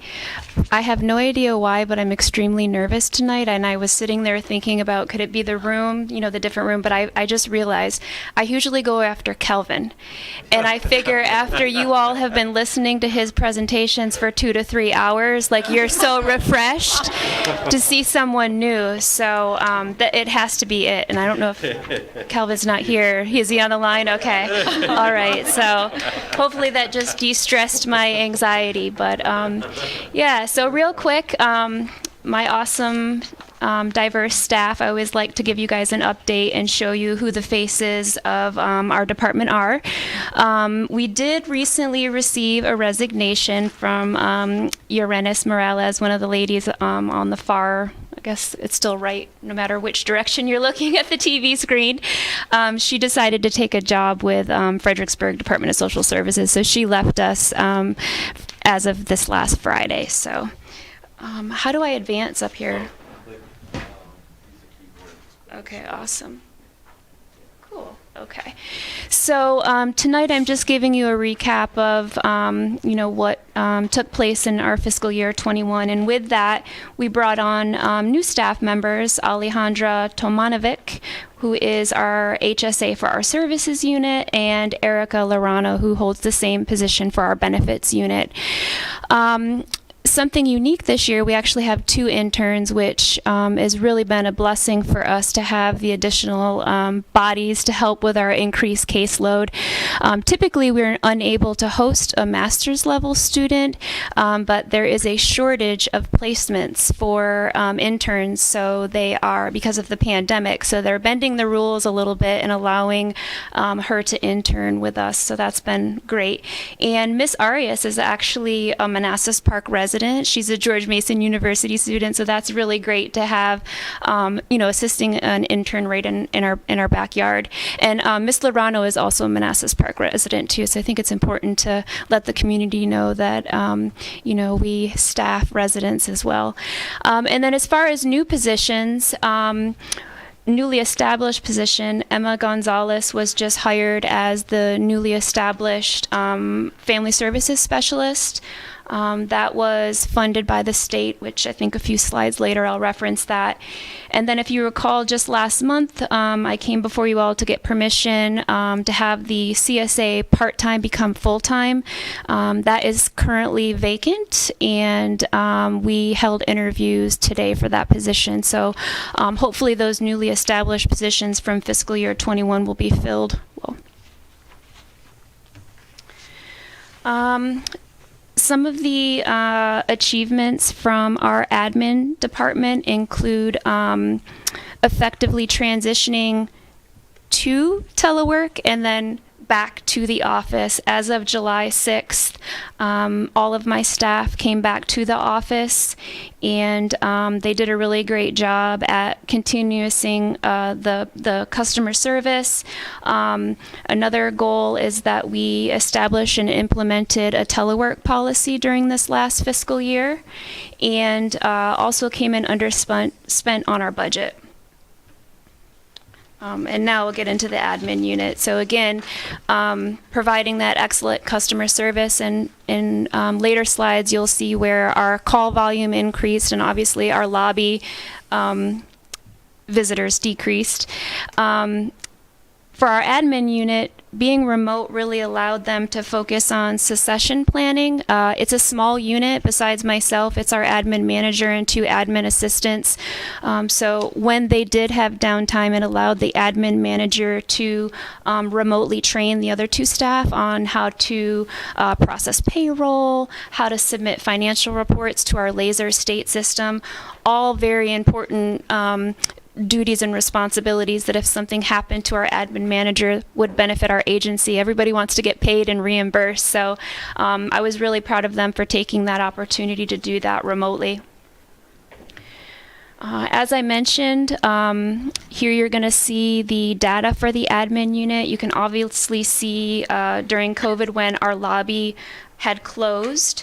Even if you add the walk-in visits to our number of calls, it's slightly lower.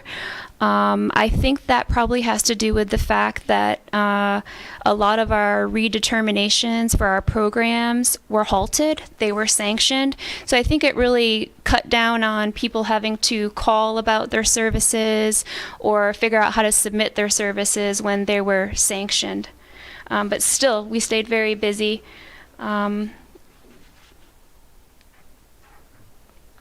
See here, and then here's just the overall yearly comparison. The prior slide was a monthly breakdown. If you have questions about the data, feel free to stop me because I'll just keep on going here. Let's see here, benefits unit. This we discovered was the best unit fit for teleworking. We actually have one benefit staff member who was looking to resign and asked if they could 100% telework, and we thought that the pandemic situation catapulted us into that environment where we could try it out. We're coming on, gosh, it's probably about 8 months now, and it's going well. Our benefit staff utilize an online platform. She has a state-issued laptop. Most things are done remote through the benefits program now, so it's working out great. So a lot of their accomplishments was just being paperless already and being able to slide right into that environment with still providing great customer service. So much so that during the last fiscal year, our supervisor was asked to give a presentation at the Northern Region Roundtable to just explain how we were able to transition into that and still have positive numbers. So that was really a great opportunity for her to share that information. I've broken down the program areas a little bit. If not, the slides get very jumbled. So here you're looking at our SNAP cases that are ongoing on a monthly basis. You can see for the most part, they've stayed pretty consistent. Increases, but then little dips. I don't have a clear understanding of why it's staying so consistent, other than, you know, the increases could be our population is growing and that then increases our submission of our applications. But for the most part, our numbers stay pretty regular. Now our Medicaid, you can see here on a monthly basis, really have increased. I believe part of that has to do with the Medicaid expansion, which covered that group between 19 and 64 that was no longer eligible. I would imagine that some of these are a result of COVID. If people didn't have health insurance and they had to go to the emergency room, they were then able to apply for emergency Medicaid. But again, increasing gradually like the SNAP cases. Here on this slide, I took our smaller program areas, which are TANF, which is the Temporary Assistance to Needy Families, and our Energy Assistance Program. If you recall, the Energy Assistance is just certain parts of the year, so cooling goes from June to August, and fuel runs from October to November, and then crisis runs from November to March. And this slide here has an error on that while I was sitting here I noticed and had my staff member email me the numbers. So in June of 2020, we received 7 applications for cooling, July 2020, 6 apps for cooling, in August 4, and then the program shifts to the fuel program. So 6 for October, 9 for November, 3 for December, and then we shift into crisis applications. In January there were 4, February 2, March is there at the 2, and then in April we received 1 application. So if I go here and do the yearly comparison, it's clear, our largest program area is the Medicaid program. And of course, the emergency assistance total application would jump to 44, which is about similar to what we had in fiscal year 20. So it's great to look at these bar graphs and really get a feel for how the programs are increasing and how the staff continue to meet the needs of our community. Moving on to the services unit, I think our primary focus this last fiscal year was to stay healthy and continue to provide services, and we did a really good job with that. We didn't have any COVID transmissions, even though staff were going out into the field, still doing face-to-face visits, home visits. So I'm really proud of that. I think the system that we put in place of working in teams and practicing good habits and staying apart really enabled us to continue to do the important job that we do in that unit. One of the items on the previous slide was an increase in our caseload side for foster care. So what I did here is just broke out how many foster care children we have actually all the way back to fiscal year 19 to show that our load has tripled in size. Which has really impacted our ability to do work. It keeps the agency very busy. Let me move here to the next slide here. Okay, let's see. Okay, so this is going to kind of correlate. So just to recap, the number of intakes are actually how many calls we're getting, like whether it be police calling us, the hotline calling, someone dropping something into the inbox, a concerned citizen calling. And then in order to move to the referrals, that's how many cases that the worker then had to take a next step. And then from the CPS referrals, it comes to either a home investigation, a family assessment, or we have to bring the children into care.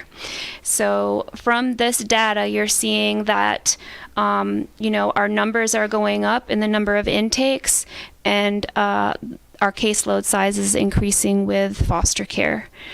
I was looking at this data, and I do not know what happens in the month of March in Manassas Park, but it's apparent that that is a skyrocketing month, and interesting. I'm going to go back and really talk to my staff to see if we can pinpoint what that might have something to do with.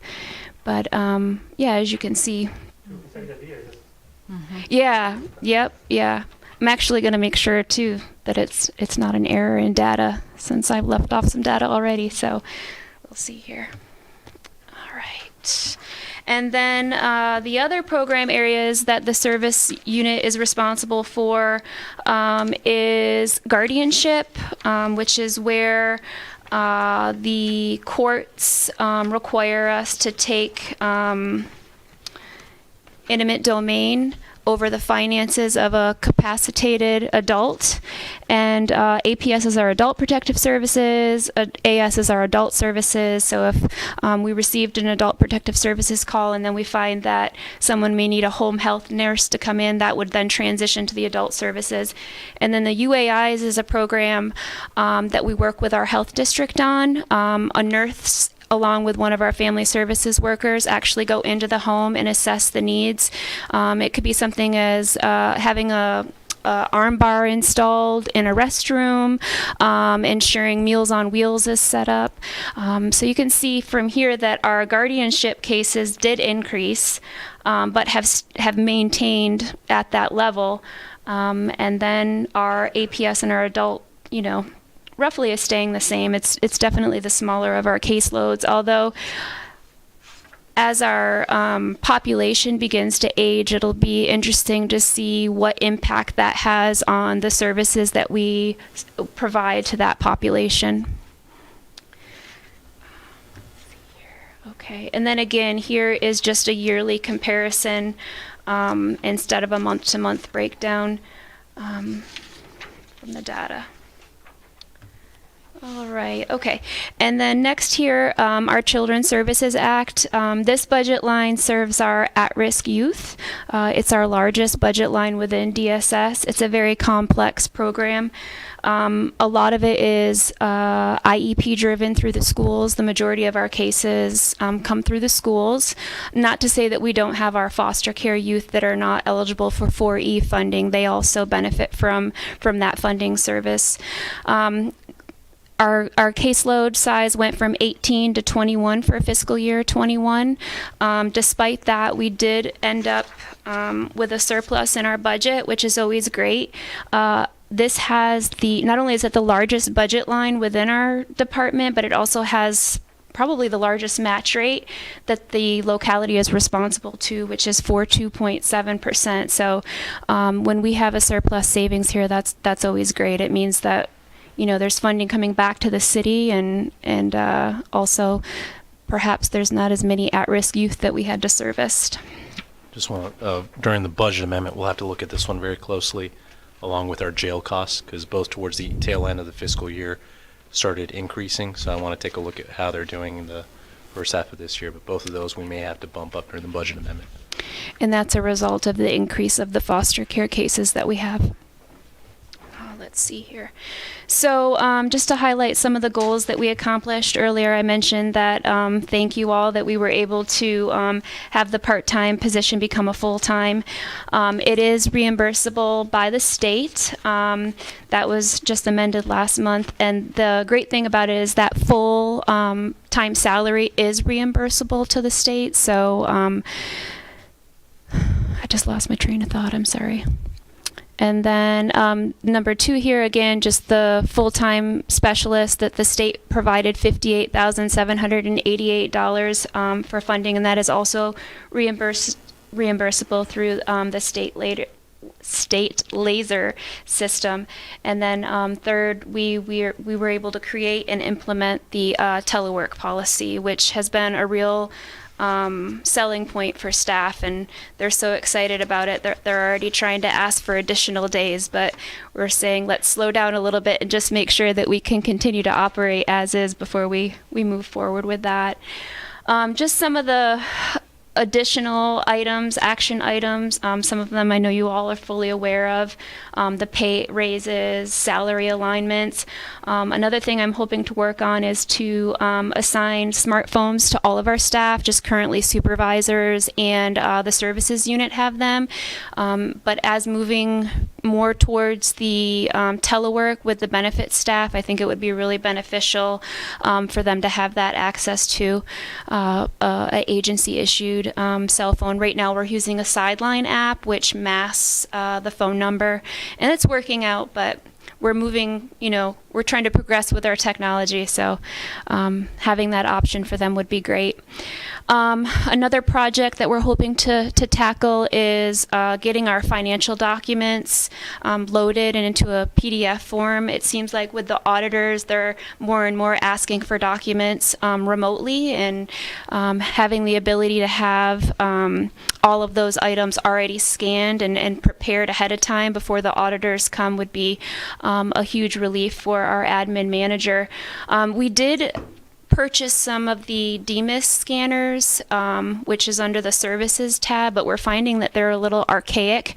They're working for uploading our required documents to Compass, which is a monitoring system that the state uses for reviews, but to update, upload, and input financial documents, it's very time consuming on the DMAS scanners.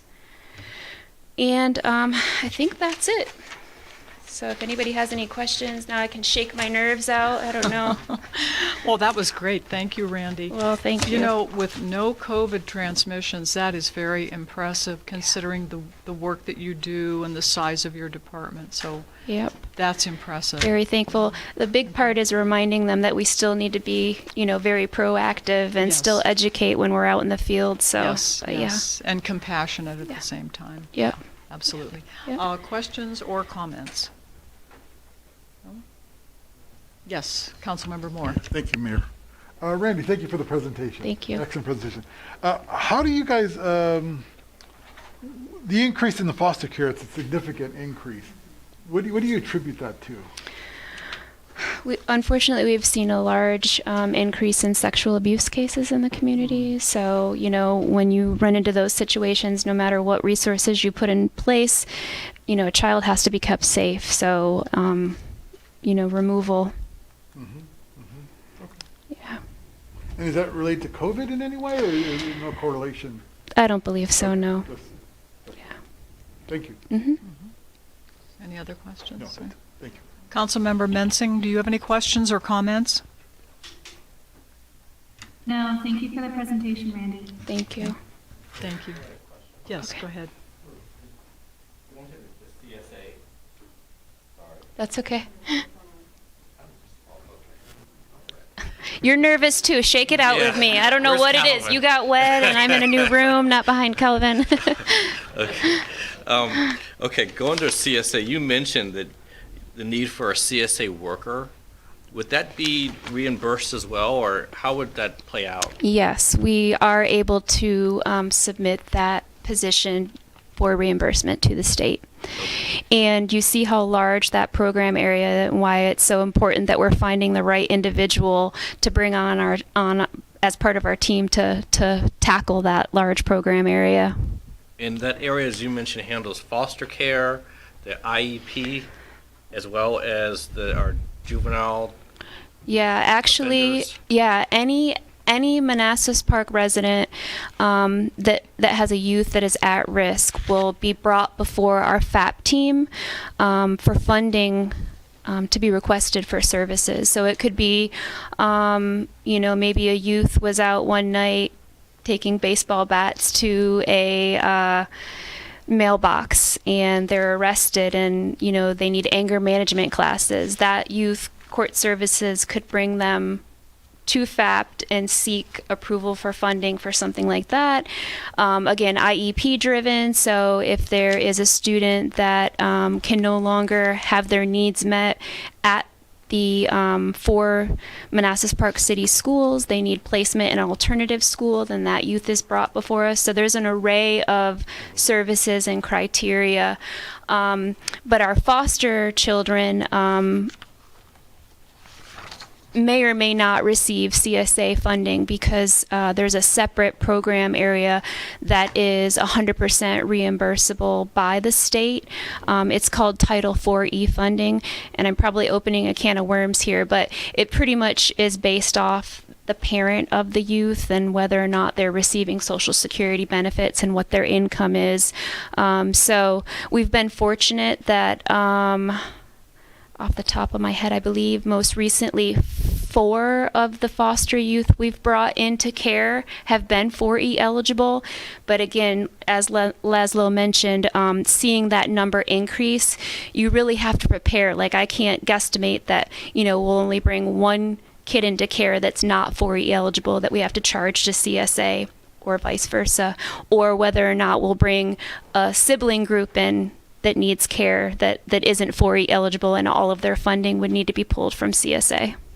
Okay, I got a follow-up question, if you don't mind. So our foster youth are going to group homes, or are they going to state institutions? Where are they going? And are they receiving the therapy that they need? Yeah. So we actually don't have any youth right now in a residential facility. We had one. He graduated and is now in the Fostering Futures program, so he's in an independent living program, being monitored and given the tools and resources to hopefully become a productive member of society. And our other youth are young, and they are either placed with a family foster home that Manassas Park has trained and approved, or sometimes in a situation where maybe a child has experienced sexual abuse and they may need a therapeutic foster home.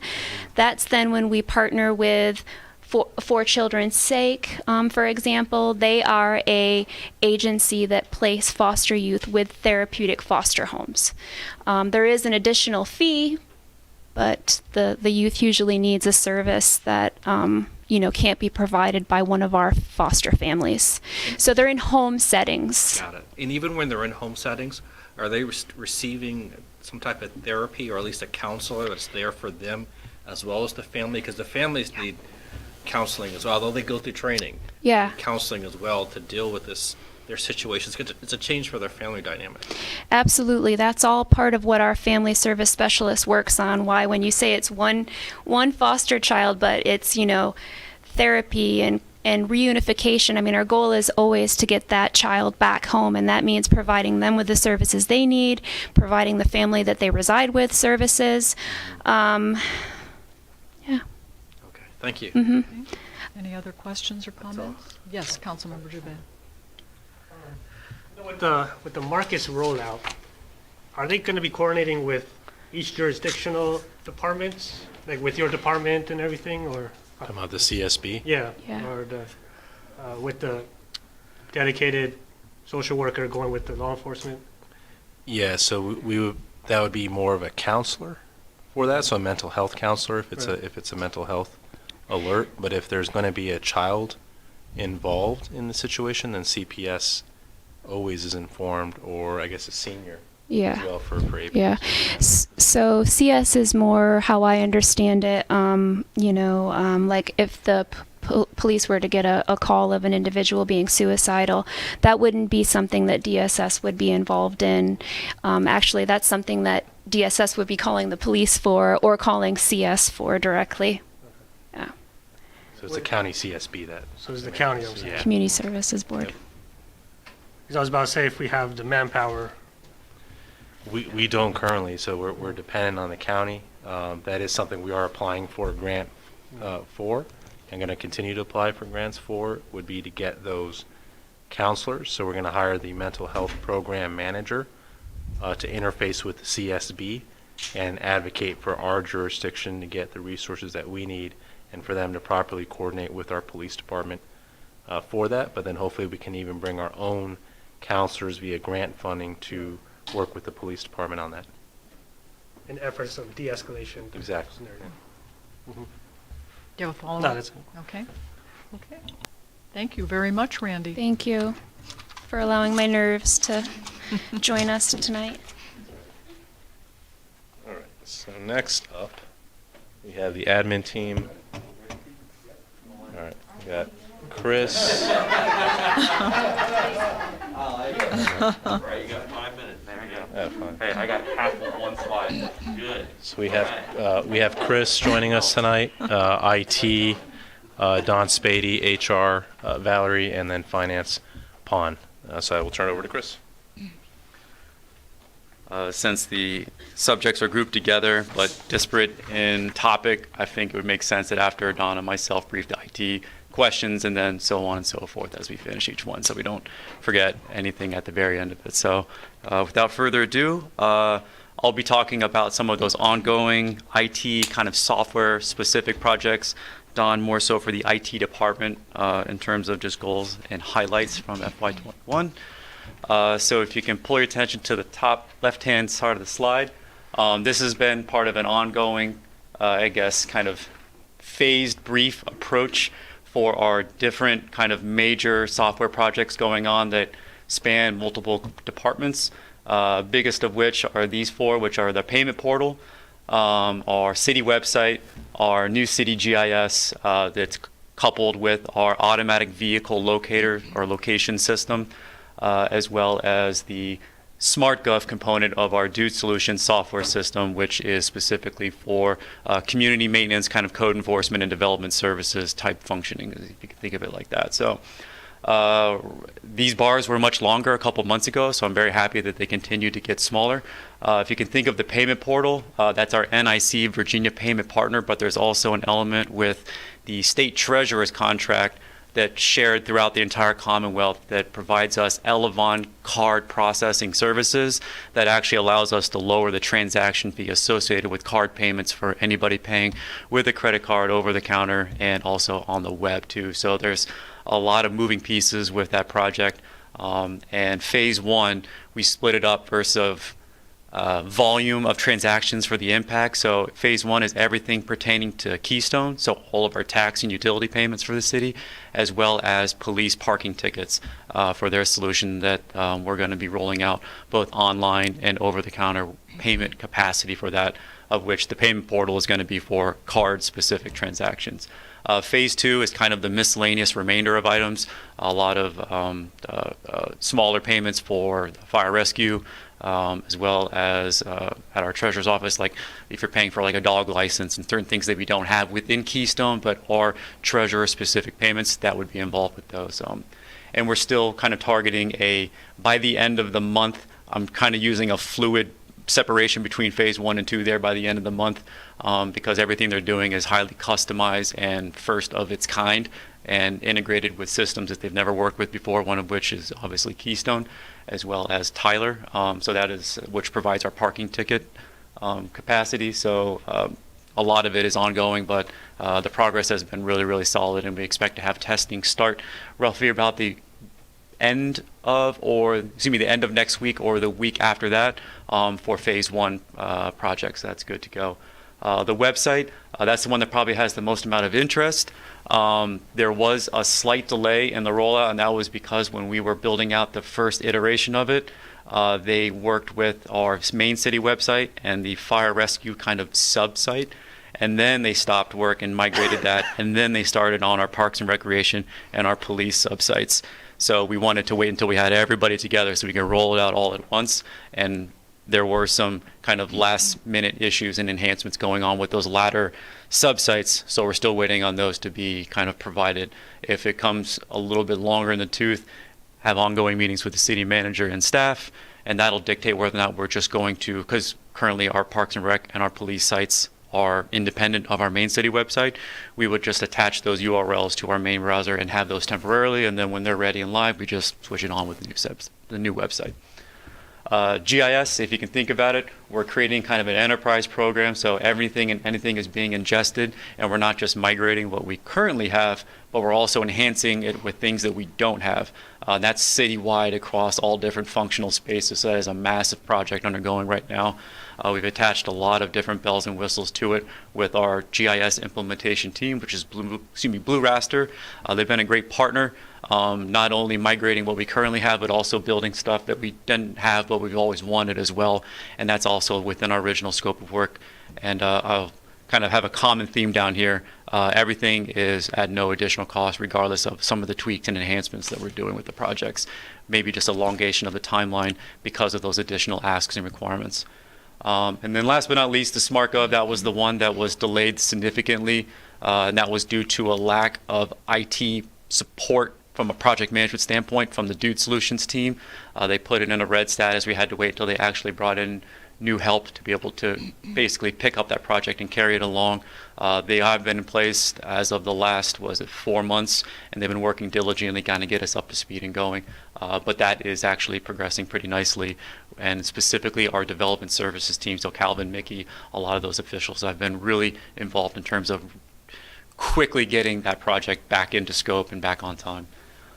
So overall, FY21 highlights: the asset management portion of Dude Solutions is operational. We're fine-tuning right now some GIS layers because our old GIS system had a lot of, if you can imagine, kind of data attribute. If you can think about in terms of one thing is read one way in one system and is read incorrectly in another system, there was a lot of small errors with a lot of information. So there's a lot of grooming of the information, which takes a lot of time with very few people that have the understanding of how to do it. So that actually created some kind of post-live production issues that we're currently attacking right now, and kind of like a list of priorities. But overall, that system has been working great. It's capturing a lot of work data performed by our fleet and facilities and our public works team. And the hope is, after a year's worth of volume going through it, we can start developing some of those enhanced reports so you can get a broader idea of how we're attacking and meeting the needs for our streets, for our utilities, for our basically entire public works department. And then the GIS kind of product suite, I think in terms of they're getting us not only to be able to view geographic visual data, but they're also building us those kind of departmental specific dashboards that we'd like to see as well in terms of non-geographic information, but rolled up information into aggregated stats so you can have higher level reporting and understanding of what's going on. Those have basically all been built out. We're rolling those out now to staff over time within the next few weeks, and that'll serve as just another management tool that you have in your toolbox in terms of I understand what's happening in my department based off of the data that I'm throwing into the system. So it's been a really solid effort in terms of the directors who have been involved with those discussions and our GIS team, which it's not like they had a template to go off of. It's just a lot of requirements capture and just going over a very iterative process. We call it agile in the IT kind of project management world, a lot of agile type development, kind of on the fly, trial by error type development. FY22, from a recent governing body approval, we have started kicking off the ERP consulting process with our partner Barry Dunn. I think the first meeting was last week. We have kind of our central committee team that is attacking it, and then we'll be engaging departmental staff per each phase over the next few months in terms of getting information and getting out their kind of templated list of project deliverables over time. But we're really excited to kick that off finally and begin that process towards exploring our new ERP solution and what that means. And then some of the other ones, I've probably already explained it, but just continually grooming our GIS and with our website, our customer service kind of capacity, a lot of that citizen engagement capacity, which the reason we went with the provider that we selected, which was Revise, is they had a lot of that. And I've noticed specifically as I work with departmental staff, we'll say, hey, is this up and running, or can you do something like this? And for the first time, they've been able to kind of take back a system and have an intuitive system to work with, and they'll just come up with something pretty new and creative that I didn't even think about on a kind of finished solution. So it has been fun to see staff get excited about interacting with their tech. So I'll leave it at that, switch it over to Dawn, and then we can leave it for questions afterwards. Back again, I guess. Good evening, everyone. So this year, just highlighting a couple things that we've done in the IT. For me, one of the highest ones was we have improved our cybersecurity position by adding the Aristotle and the Albert devices. That helps keep our network safe. The other thing that we've done that doesn't get talked about much is that they've started adding assessment tools for the voter registration. It has to be filled out every year. They're not fun, and they're very long. One of them is the EIAT, which is the Election Infrastructure Assessment Tool that has to be filled out every year now. And the other one is the NCSR, which stands for the National Cybersecurity Review. as we go through these tools, they help see where we are with what they want us to maintain, and we have to show improvement every year, which we have been doing. So those are very exciting but boring paperwork we have to do, but it helps with showing where we are with our security. The other thing we've done is, thanks to CARES Act, we were able to upgrade and replace 40 laptops for the staff and 39 tough books for PD, which makes it easier for us on when we've done rebuilding some of the workstations that we have there to be at spec and be able to run Windows 10. We've done a bunch of those this past year. We still have a few to go, but with the laptops and coming in, we won't have to do as many of those upgrades to hold off until the next year for some of the towers to be replaced. We've increased our display capacity at the EOC at PD. We have a new system that just got finished up, which will allow us for inputs and outputs on TVs, the smart boards, not only in the EOC, but in some of the other conference rooms, so that we can actually have people in some of the other conference rooms and we can actually put the display of what we're seeing down to them, along with cameras to discuss it, and with a with a satellite phone in place. Yes, we did make it red for the bat phone, but it does have our backup there if power goes out or the cellular service and the lines go down, which is it's a great news service that we've got going there.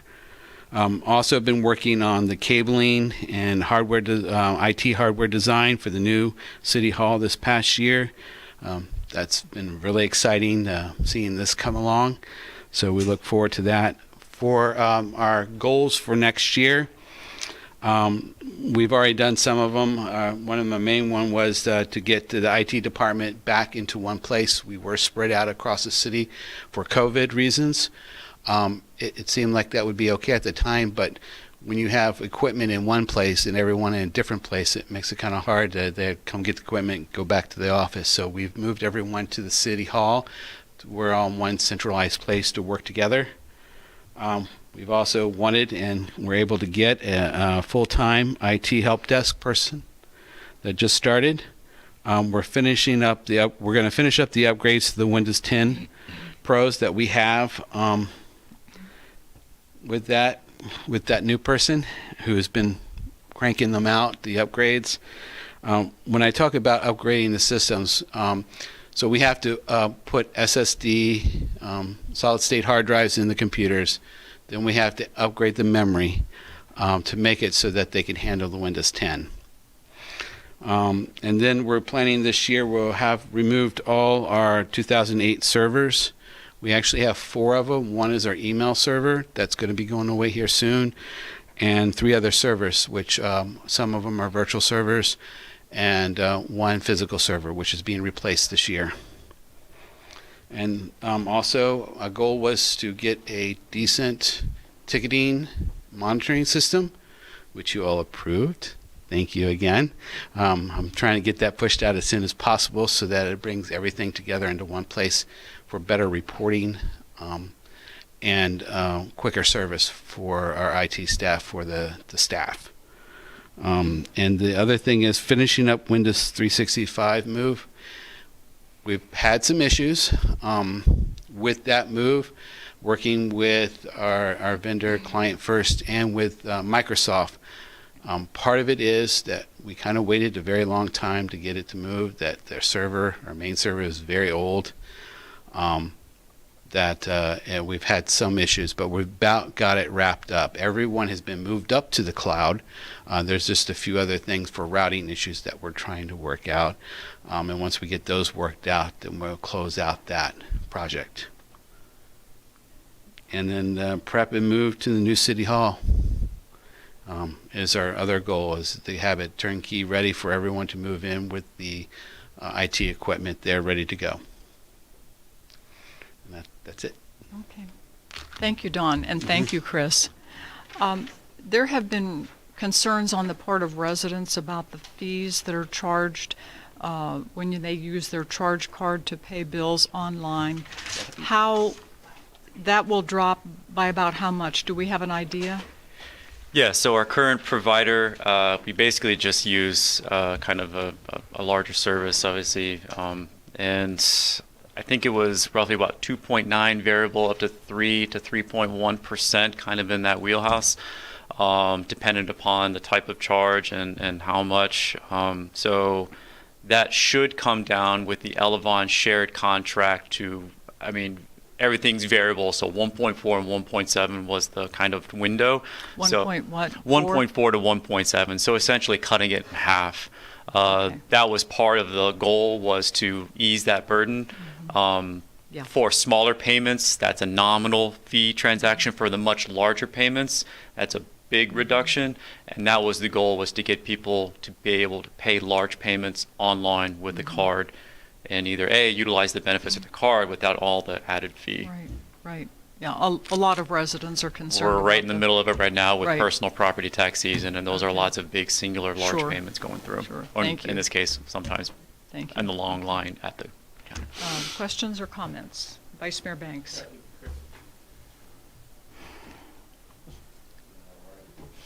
All right, so in regards to the long line, because I was here early this week and I saw the long line outside for the treasurer's office, I thought that part of this was going to involve tablets as well. Yes. Okay. It'll be for the treasurer's office, so they can use to make payments for our citizens. Correct. So the goal is to have kind of a point of sale pad kind of at the window, so when you're going through, but then also have kind of just like a side, kind of just like a kiosk, if you Right. can imagine it. So let's say if you just had to come in and get like a question answered, but you still want to make the payment online, you now have the flexibility to kind of just get out of line, go make your payment, and then leave. Personal property, there's a lot of nuance with just the customer service part of that. That's all on, obviously Patty and Debbie's kind of purview in terms of answering questions, and that usually leads to a lot of the volume because people have questions with their payment. But the goal is to, once they get their question answered, they can then just go pay at a module set aside for them to go do it, instead of having to wait in line for the entire thing. Okay, thank you. Will it work?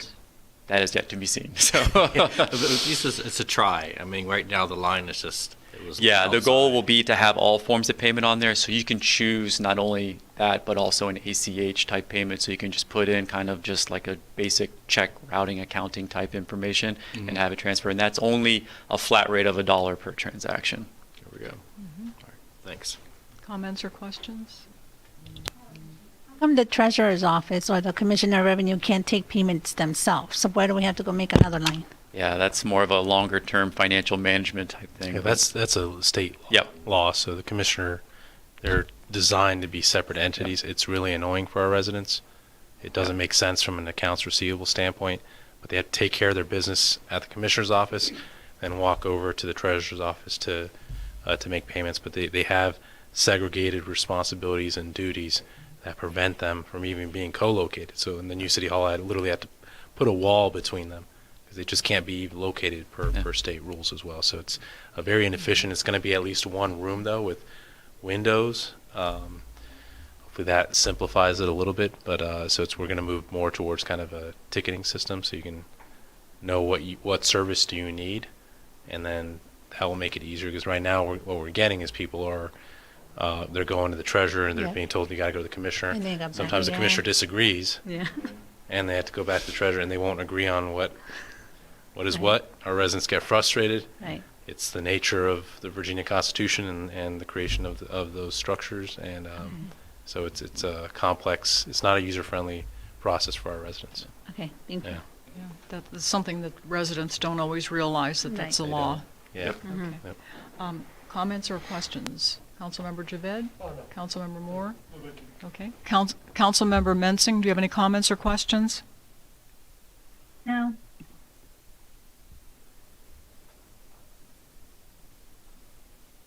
I said no. Okay, thank you. Thank you very much. Thank you. Is it just one? Click right. Yeah. Yep, okay, just want to make sure. There you go. Okay. Good evening, Mayor, Vice Mayor, and members of the governing body. I'm Valerie Dingler, HR Manager. I'm here tonight to present kind of a high-level, citywide overview of performance data for each department for fiscal year 21. And I promise you, I can almost guarantee you that my presentation tonight is probably the most dry, but very informative information. If you could adjust your microphone to pointing to your Is that mouth. better? Perfect. Okay. All right, so we'll start with head count. I did kind of a comparison of resignations for fiscal year 21 versus fiscal year 20. And these are voluntary resignations. So these are employees that left the city for new job opportunities. Perhaps they moved out of the area. So for fiscal year 21, we had 165.5 budgeted positions with 18 resignations with an overall turnover rate of 11%. I won't go line by line, but just kind of a standout, the top three departments with the most turnover were PD with 18%, Combined Community Development Public Works 17%, and Parks and Rec at 18%. We did add 6.5 budgeted positions for fiscal year 21, and this is a 3% decrease in turnover rate from fiscal year 20. As far as recruitment, full-time recruitment, we added 24 positions, and these are positions, new positions or replacements primarily attributed to turnover in positions. Looks like kind of biggest standouts would be PD with overall 8. And community development, public works, if you add up their various departments, 7. Moving on to risk management, start with short-term disability. We had 5 employees during fiscal year 21 that went out for various reasons on short-term disability. Totaling 1,362 hours. Primarily, these were attributed to maybe minor injuries, surgery. We did have some employees that went out on maternity leave. In regard to family medical leave, we had for fiscal year 21 a total of 19 employees out with a total short-term disability hours of 3,888. Primarily, this was attributed to, looks like fire had 5, community development, public works combined 6, so those were kind of the standouts there.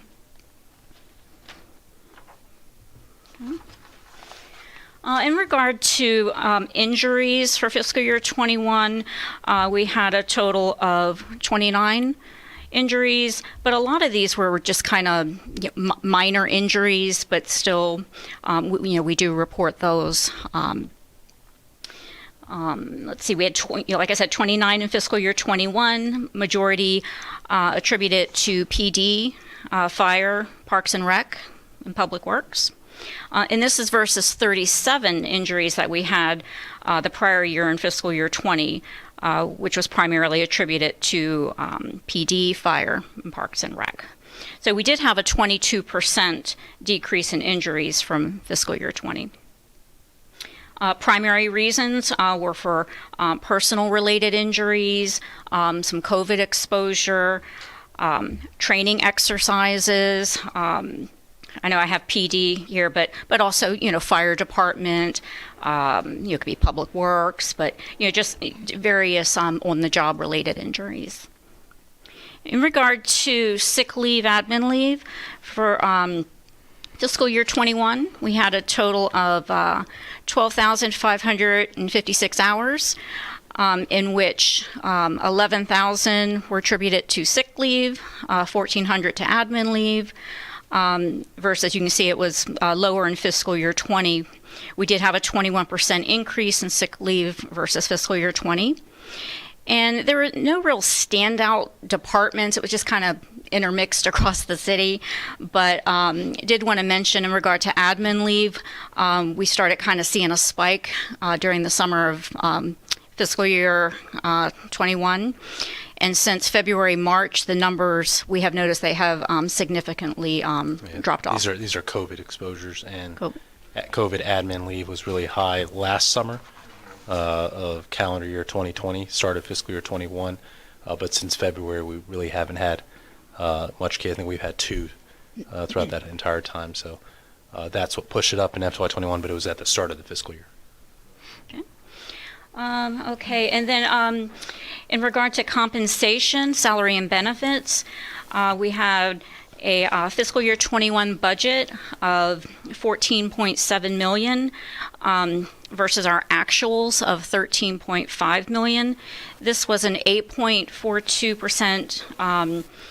We came in under 8.42% for actuals versus our fiscal year 21 budget. And just as a reminder, we had an 11% turnover rate and a few unfilled positions. And then finally, in regard to overtime, we had a fiscal year 21 budget of $800,000 versus our fiscal year 21 actuals of call it $721,000. So we came in actually 10% under budget. For PD, we also had $16K reimbursable OT. For CARES Act, for PD, $43K. Fire came in at $13K. And the majority of the overtime is attributed to PD, Fire, Department of Public Works. A lot of it was COVID related. I know Public Works, they had a lot of overtime. They had like the sinkhole issues, and I know they were experiencing some understaffing as well.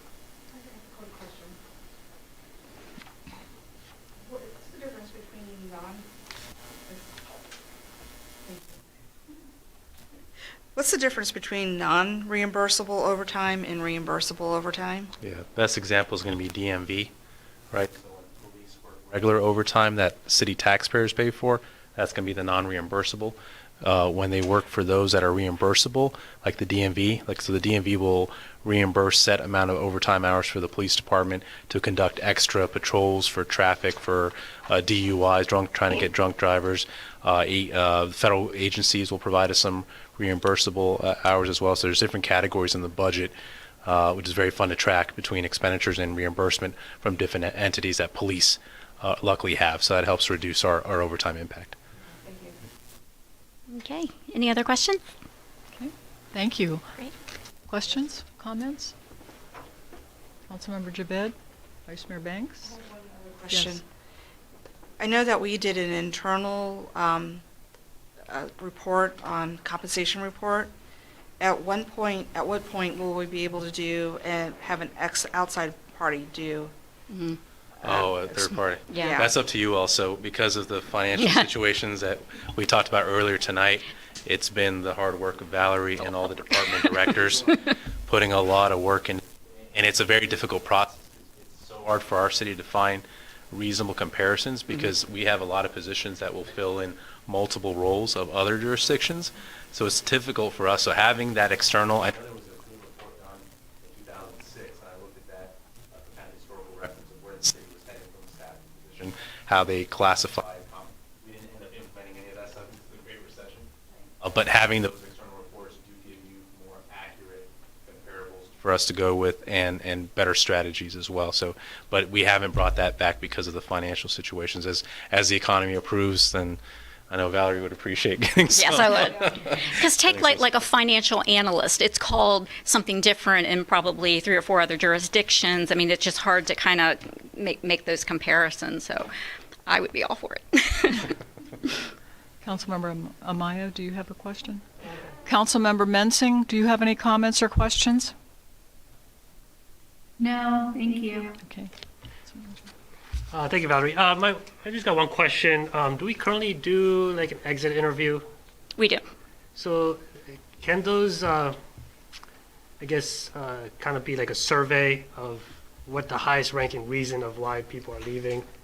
Is that data readily available? That is one of the questions on the exit interview, like the various reasons, why are you looking to pursue, job opportunities elsewhere? So yes, we do capture that We information. can bring that back next time if that's something you're. Yeah, I'm just interested to see some of the reasoning. Sure. And we just finished the all employee meetings and the all employee surveys. Valerie's still crunching the data, but we're doing a ton of interviews right now, so it's a slow process for us to get it. But we do want to present that information to you all as well, for kind of what our current employees feel we're doing right or doing wrong. Thank you. Great, thank you. Oh, do you have a follow-up? Oh, sorry.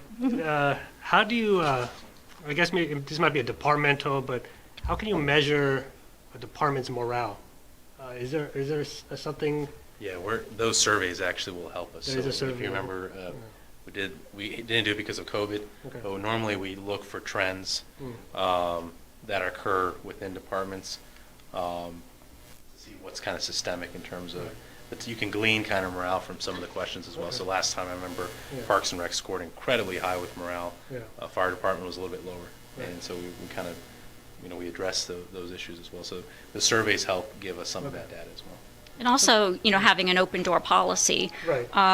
Employees are always welcome to come by my office and be very candid, with me. So, I certainly continue to encourage it. Excellent. Thank you. Okay. Thank you, Val. Great, thank you. Thank you.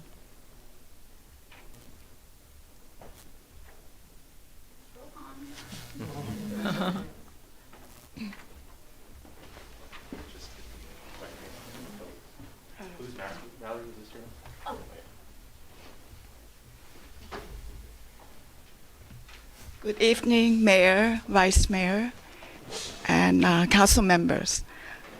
I'm very happy to be the last for tonight. It won't take long to be between you and your last session, closed session. So I'm very happy and proud to present the FY21 performance, and more importantly, the FY20, how we ended. You gotta click the right arrow.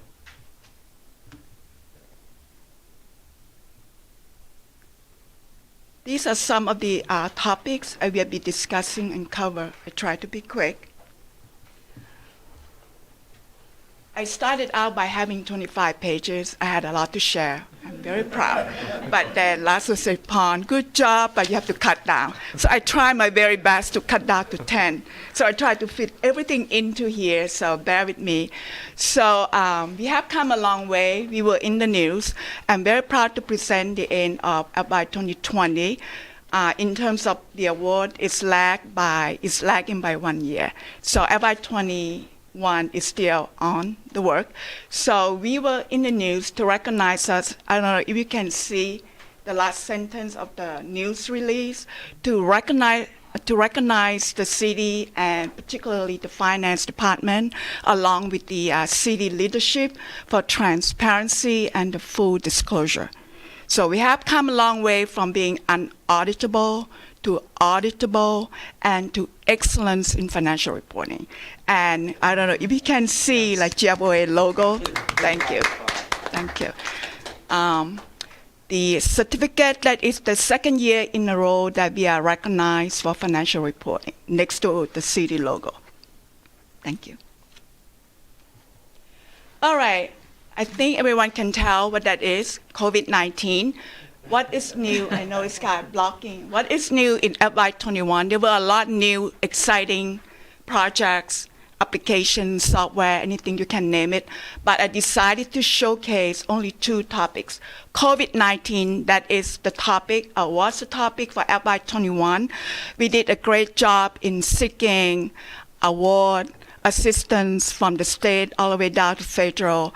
And we also received a very good feedback from our auditors, speaking highly of LASSO and the team in terms of how timely we organize, we apply, we certify, and get timely CRF, meaning CARES Act portion of the CRF funding, utility relief, a sub-funding of the CARES Act, and then APA, commonly known as American Rescue Plan Act. So with that said, you're going to see more in slides to come. New also in the year of FY21 was the dashbook dashboard. We tried to go green, be current and relevant, and you're going to see the picture of that in the next slide. This here is a snapshot of the dashboard, not just capital lease, but also include general obligations, anything contractually liable. We went green. We uploaded all legal documents, all paperwork. On the lower right-hand corner, you don't see because it's been covered. There is a hyperlink that has all legal supporting documentation. Everything is online. If you are interested in having a sign-on, you are more than welcome to contact Laszlo, and in turn, Laszlo will ask me to provide you a link, a read-only. Also, auditors speak highly of this. It comes with a small cost, but it speaks volume because it also does a note disclosure for our year end. Normally, it takes a month. This cuts down to 15 minutes. Everything is organized and easily downloadable to Excel tab by tab. We have 20 tabs that I already provided to our auditors. So any questions on here before I move on to more slides? Questions? No? Okay, good. Thank you. FY 2021, I patiently waited in the audience room to share performance and audit. We did it again in 21. We made it another year tucked away. We did more with less resources. You're going to see more what I meant by doing more with less resources. FY 21 audit, we completed the final audit field work on September 17. It has been close to 2 years, so the team of auditors decided to come in person to pay a visit to us. They all have been vaccinated, so we all can be in contact with each other. They are pending follow-up adjustments, just like Randy had mentioned earlier, because of increasing cases in CSA. So we Laszlo also elaborated on that. So because the state fiscal year ending differently, one in May and the other one in September. So auditors recognize that, and because of the sizable expenditures, so we will wait for when we have the final number, along with expected reimbursement from the state or federal level to incorporate so that our financial statement will not be understated or misstated.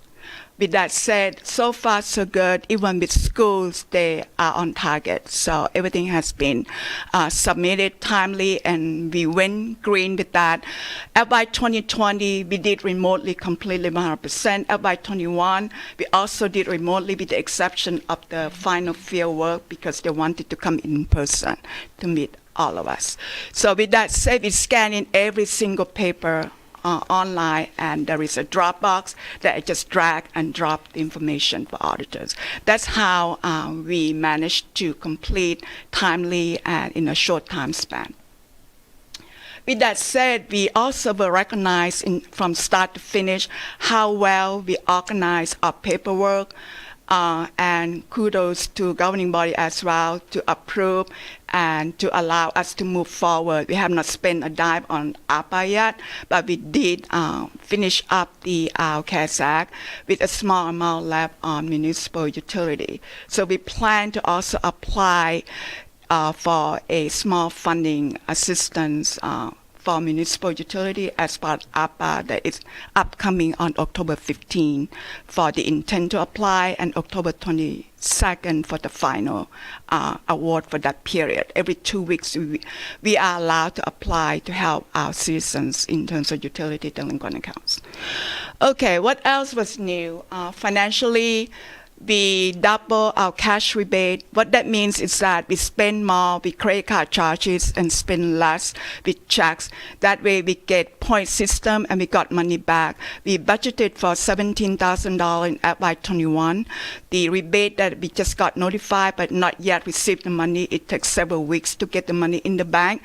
We received close to $34,000 for the year FY21. That was the highest in the history of the city. And thanks to Laszlo, he encouraged us to spend more by using our Bank of America credit card. So more good news. When we had a dry run, thanks to Chris, he took a lead in engaging with his former vendor that he used to work for, no connection, JP Morgan. They are one of the big banks, and we will piggyback with Fairfax County and Northern Virginia to get more rebate. So I believe it's about 3%. So on here, we got about 1.85%. So it's almost 40-50% more. So that's great news. So on another thing, thank you very much, governing body, for approving process improvement. Last year, one of the key items to pass each year the audit is bank reconciliations. Now, bank reconciliation is automated and can be done very quickly, similar to how we reconcile checks disbursement. Now we can reconcile deposits with a key reference number as highlighted in yellow. So, thank you. I got asked, what is the significance of this picture? I know, just like Valerie had mentioned, it's a cut and dry information. I try to entertain with interesting, vibrant picture, but it does have a significance in this one. This one signifies all leaves diversification as part of a unified tree that we all stand firm for, strong, firm, proud of where we are. So that's what that means. Okay, here, at first I had pages and pages of stat for FY21, going back to 20 compared to 20, and then going forward to where we are right now, 2022. And one more time say, no, let's make it more condensed, more meaningful, less means more in this case. So I tried to group in 4-5 different major categories. So definitely with CARES Act, with APA, with more funding, with McIntyre, like seeking more funding for us. So there are more work in the back end, but we are proud to make it happen to support the city.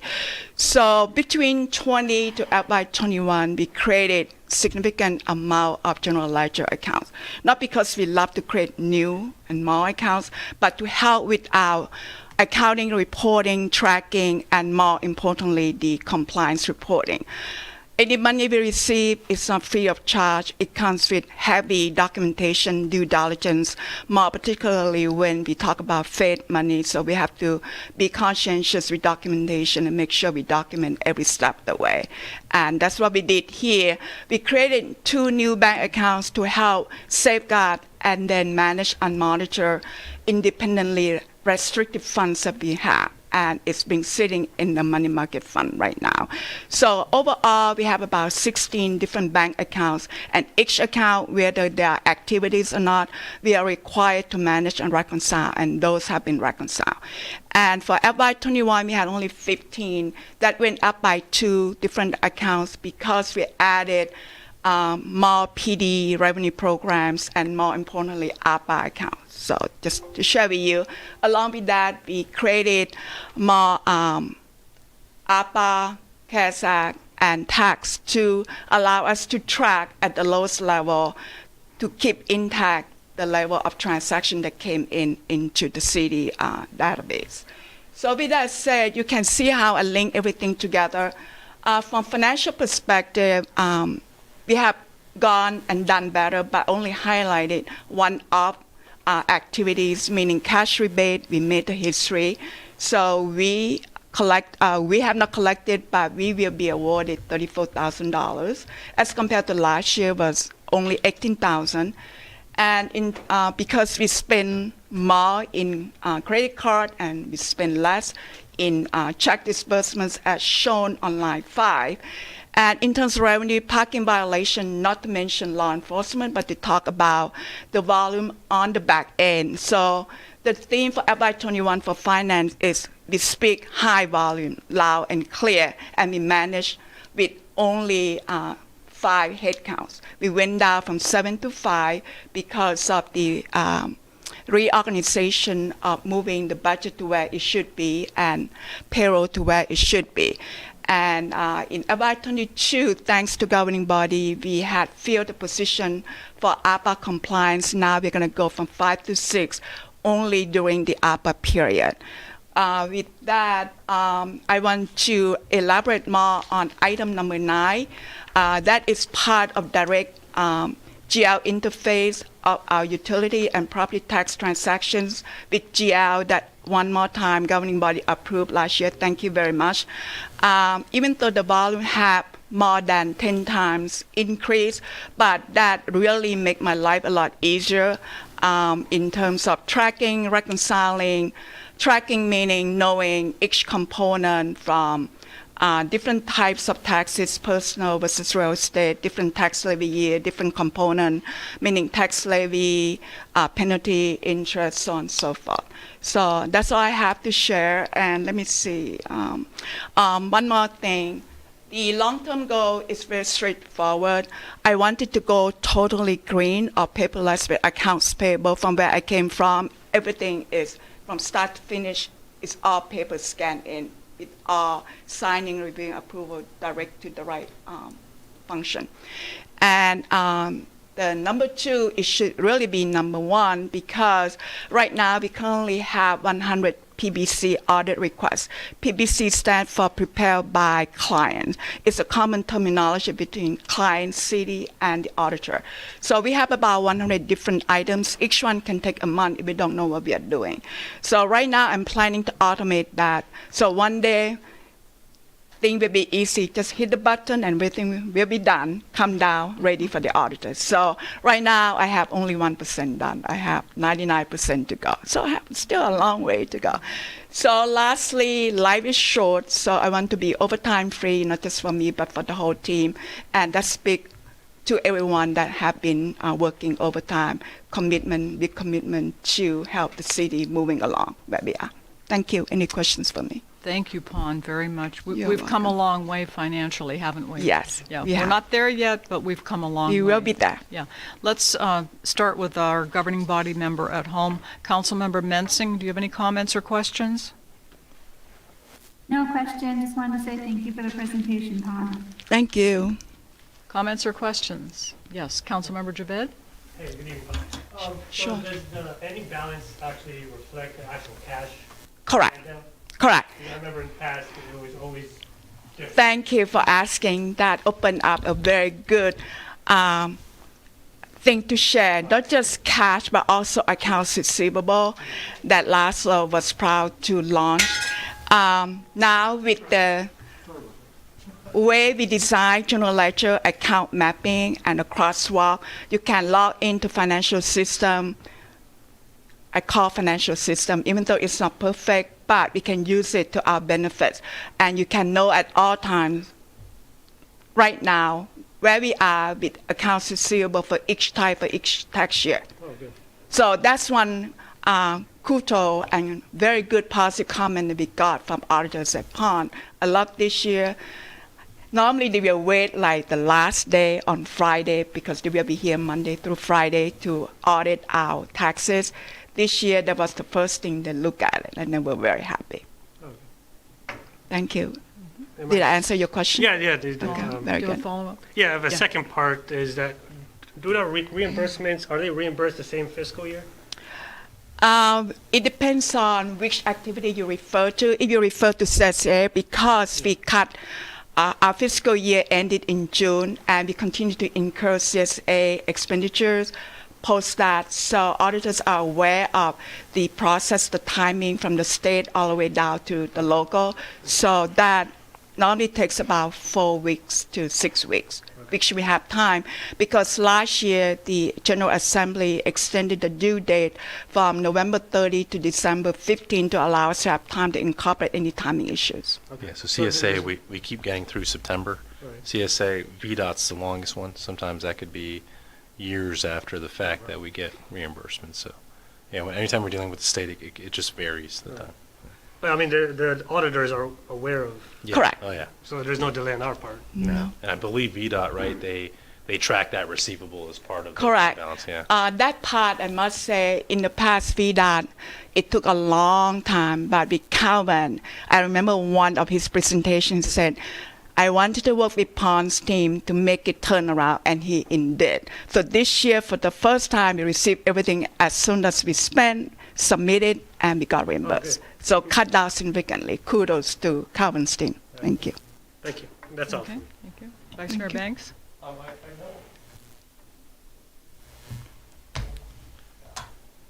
Routine. So I know essential to your department is the coordination of other departments. And when you first started, that was a problem. Do you still encounter issues of coordination of other departments within the city? You mean coordination with like the elected offices or our city departments? Our city departments? Yeah. So I think it's still more of a skill question, right? So from an accounting perspective, it's even difficult for me to understand a lot of the issues, and I work more frequently with finance. So finance is going to be the master of that. So getting the departments to understand all the requirements continues to be a challenge, and the departments aren't structured properly to be able to do that. Administrative capacity was never a priority. It was always get more police officers, get more firefighters, and they're very limited in terms of administrative capability, and that was kind of a weak spot. So we're overly dependent on one person in each department to handle a ton of volume, especially like a Parks and Rec of transactions, and to properly organize everything so that it makes Pon's life a lot easier. It makes my life easier from a budget standpoint. So ongoing challenge, but yes, very much a dramatic turnaround though, especially on the budgeting side, and you comment on the auditing side or accounting side, but budgeting side, a dramatic improvement each year. From when I first started here, there wasn't ownership of budgets, there wasn't understanding of budgets. Right. The departments have stepped up pretty tremendously over the last 4 years, and they've gotten much better at budgeting. And then you can speak to accounting, but I know that's Sure. still an ongoing issue. Thank you for opening up an opportunity for me to share our accomplishment collectively. I must say we have come a long way, and we work very well together. Not to say there won't be any roadblock each step of the way, but each time we find an opportunity to address and to work together to get the end result. For instance, Parks and Rec, the last will open up. We know that, okay, they don't have accounting skill set.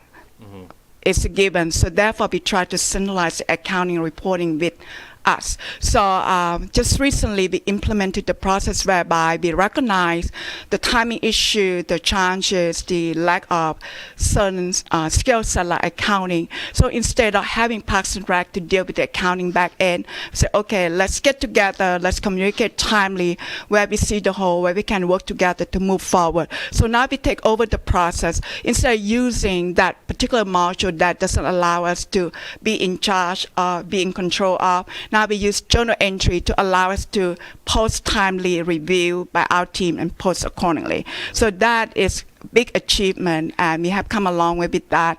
I did not go into detail in terms of the volume. Now, not just Parks and Rec, more and more now, because even with parking tickets, when you see the end results, they look beautiful, but at the in between, behind the scene, we had a lot of volume increase significantly. If you come to visit us at the City Hall, you're going to see all of us stay overtime at home or here, because we want to make sure that daily transactions are entered correctly, completely, and timely. And we will try to work with each department to give constructive feedback.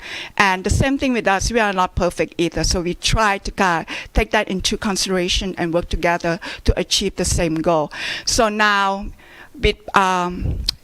at one point, we say, okay, let's decentralize down to each function or each department and let them do a journal entry or upload the collection. When more and more I think about it, I say, no, it's probably best for us where the expertise lies for us to do that for on behalf of each department. So now with parking tickets, PD will do collection, but we accounting or finance will do the accounting part at the end of each day. Very specific, precise to each ticket citation. And now for building permits, we will do the same thing. For fire department, we will do the same thing. So more and more, we will increase our volume of accounting and reporting. And we try to automate, and we try to leverage the new ERP to make sure that we work smart and incorporate new technology and stay current and relevant with whatever we need to do.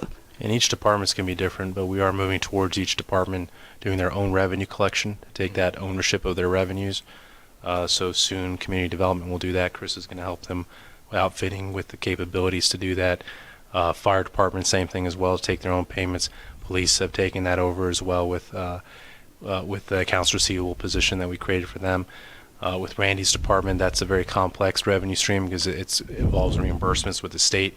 If you notice prior budgets before our time, it was just like one revenue code. Right. But there's tons of different state codes that you need to track and compare to the different expenditure codes as well. So we split that all out and we do regular tracking of what we're getting from the state. The state does not make our lives easier because they'll deduct reimbursements without letting us know the details instead of just giving us a reimbursement and asking us to submit a payment for overpayment or something like that. They just deduct, so it just makes tracking very difficult. But we've gotten, I think, the margin of error very tiny now, and we're tracking every component much better. But it's each department just presents different unique challenges. But Pon is right, at least from a accounting, journal entry standpoint, bank reconciliation. Her department's taken that over, but then the departments have taken over collection of payments and tracking it from a budget perspective as well, so that when I meet with them, they have a good understanding of what's happening. Okay, this includes our other elected departments as well. Yeah, so Correct. It's a different relationship, right? So the treasurer is the one who's collecting the majority of city revenue, so there has to be constant coordination. Again, the biggest problem is the state law that we tried to change 2 years ago, and just the lack of ability to share information. Right. We lost that fight. Hanukkah put up the fight for us a few years ago. That's the biggest limiting factor that we continue to have. It's just a lack of their legal authority to share all data with us, so that when the auditors come, they have to go separately to those offices, and they don't have the expertise upon to coach them through that process to help us out with the audit process. So I know it creates a lot of headaches for the finance department when we have no ability to go in there and clean up things that we know we have to clean up, and it makes things a challenge. But willingness, to work. I think the relationships are good, especially with the treasurer. Okay, good. Because I remember there's a concern about openness and transparency, which is, just the underpinning of coordination. Yeah, I think it's more about capabilities right now and knowledge and ability, training. I think that's a challenge, and then the state legal limitations on information sharing. I mean, Yesy pointed out before, it doesn't make sense for our residents to have to go to these different offices. It should just be a one-stop shop for our residents. So it creates a lot of frustration with our residents, and then the lack of ability of the finance department to have complete ownership of the full audit process, because they can't go in and see certain information again. That's the ongoing limitation. So it's more structural from the state. And when there's a problem, a follow-up, when there's a question or even let's say a red flag or an issue in a department, do they contact you, Pon, or what's? They are very good nowadays. So like lastly, just to reiterate, our relationship first with elected official, primarily with treasurer. So in the past, I cannot even see a copy of the cancel check. Now we have come a long way from that. Good. It's opened up to us to see all bank accounts, being able to download a copy of online bank statement, and then download daily details of each deposit that comprise of checks on anything, so on and so forth. So we realize that we cannot change certain things. So we don't focus on what we cannot change. We focus on what we can do or we have not done yet to allow us to work with our authority, but yet get our job done on both sides of the fence. So that's the new strategy that we put in place, and it became very effective now. Everyone is open to the conversation. We are all human beings. If we are attacked at first, say, hey, what you have done is wrong, of course you're not going to get anything by doing so or say so. So we have to find a way to kind of like think first before we say things. Sometimes we have to think before we say anything out loud so that we can get our job done and carry on our accountability and responsibility for what we are hired to do at the city. So with that, like Lasso had mentioned many times, the elected official did not have to run anything by us, but they did anyway, particularly the Good. treasurer. Say, hey, they bounce back. This is what I'm thinking. What do you think? So we exchange and bounce back the idea. So, for instance, for this audit, whatever audit requests I got pertaining to them, I go ahead and share with them. And then at the end of the day, if they need help, I will volunteer to help. And they say, okay, tomorrow the auditors will be here. This is what I have. Do you agree or disagree? If not, let's share and let's exchange. That's how we work. So that's why we have come a long way. One of the reasons, forgot to mention, why we're having departments do their own revenue collection was the one-stop shop idea. Whereas now they go, for example, Calvin's building permitting, they'll go to his office, apply for the permitting, get a document, then they have to walk over to the treasurer to make the payment.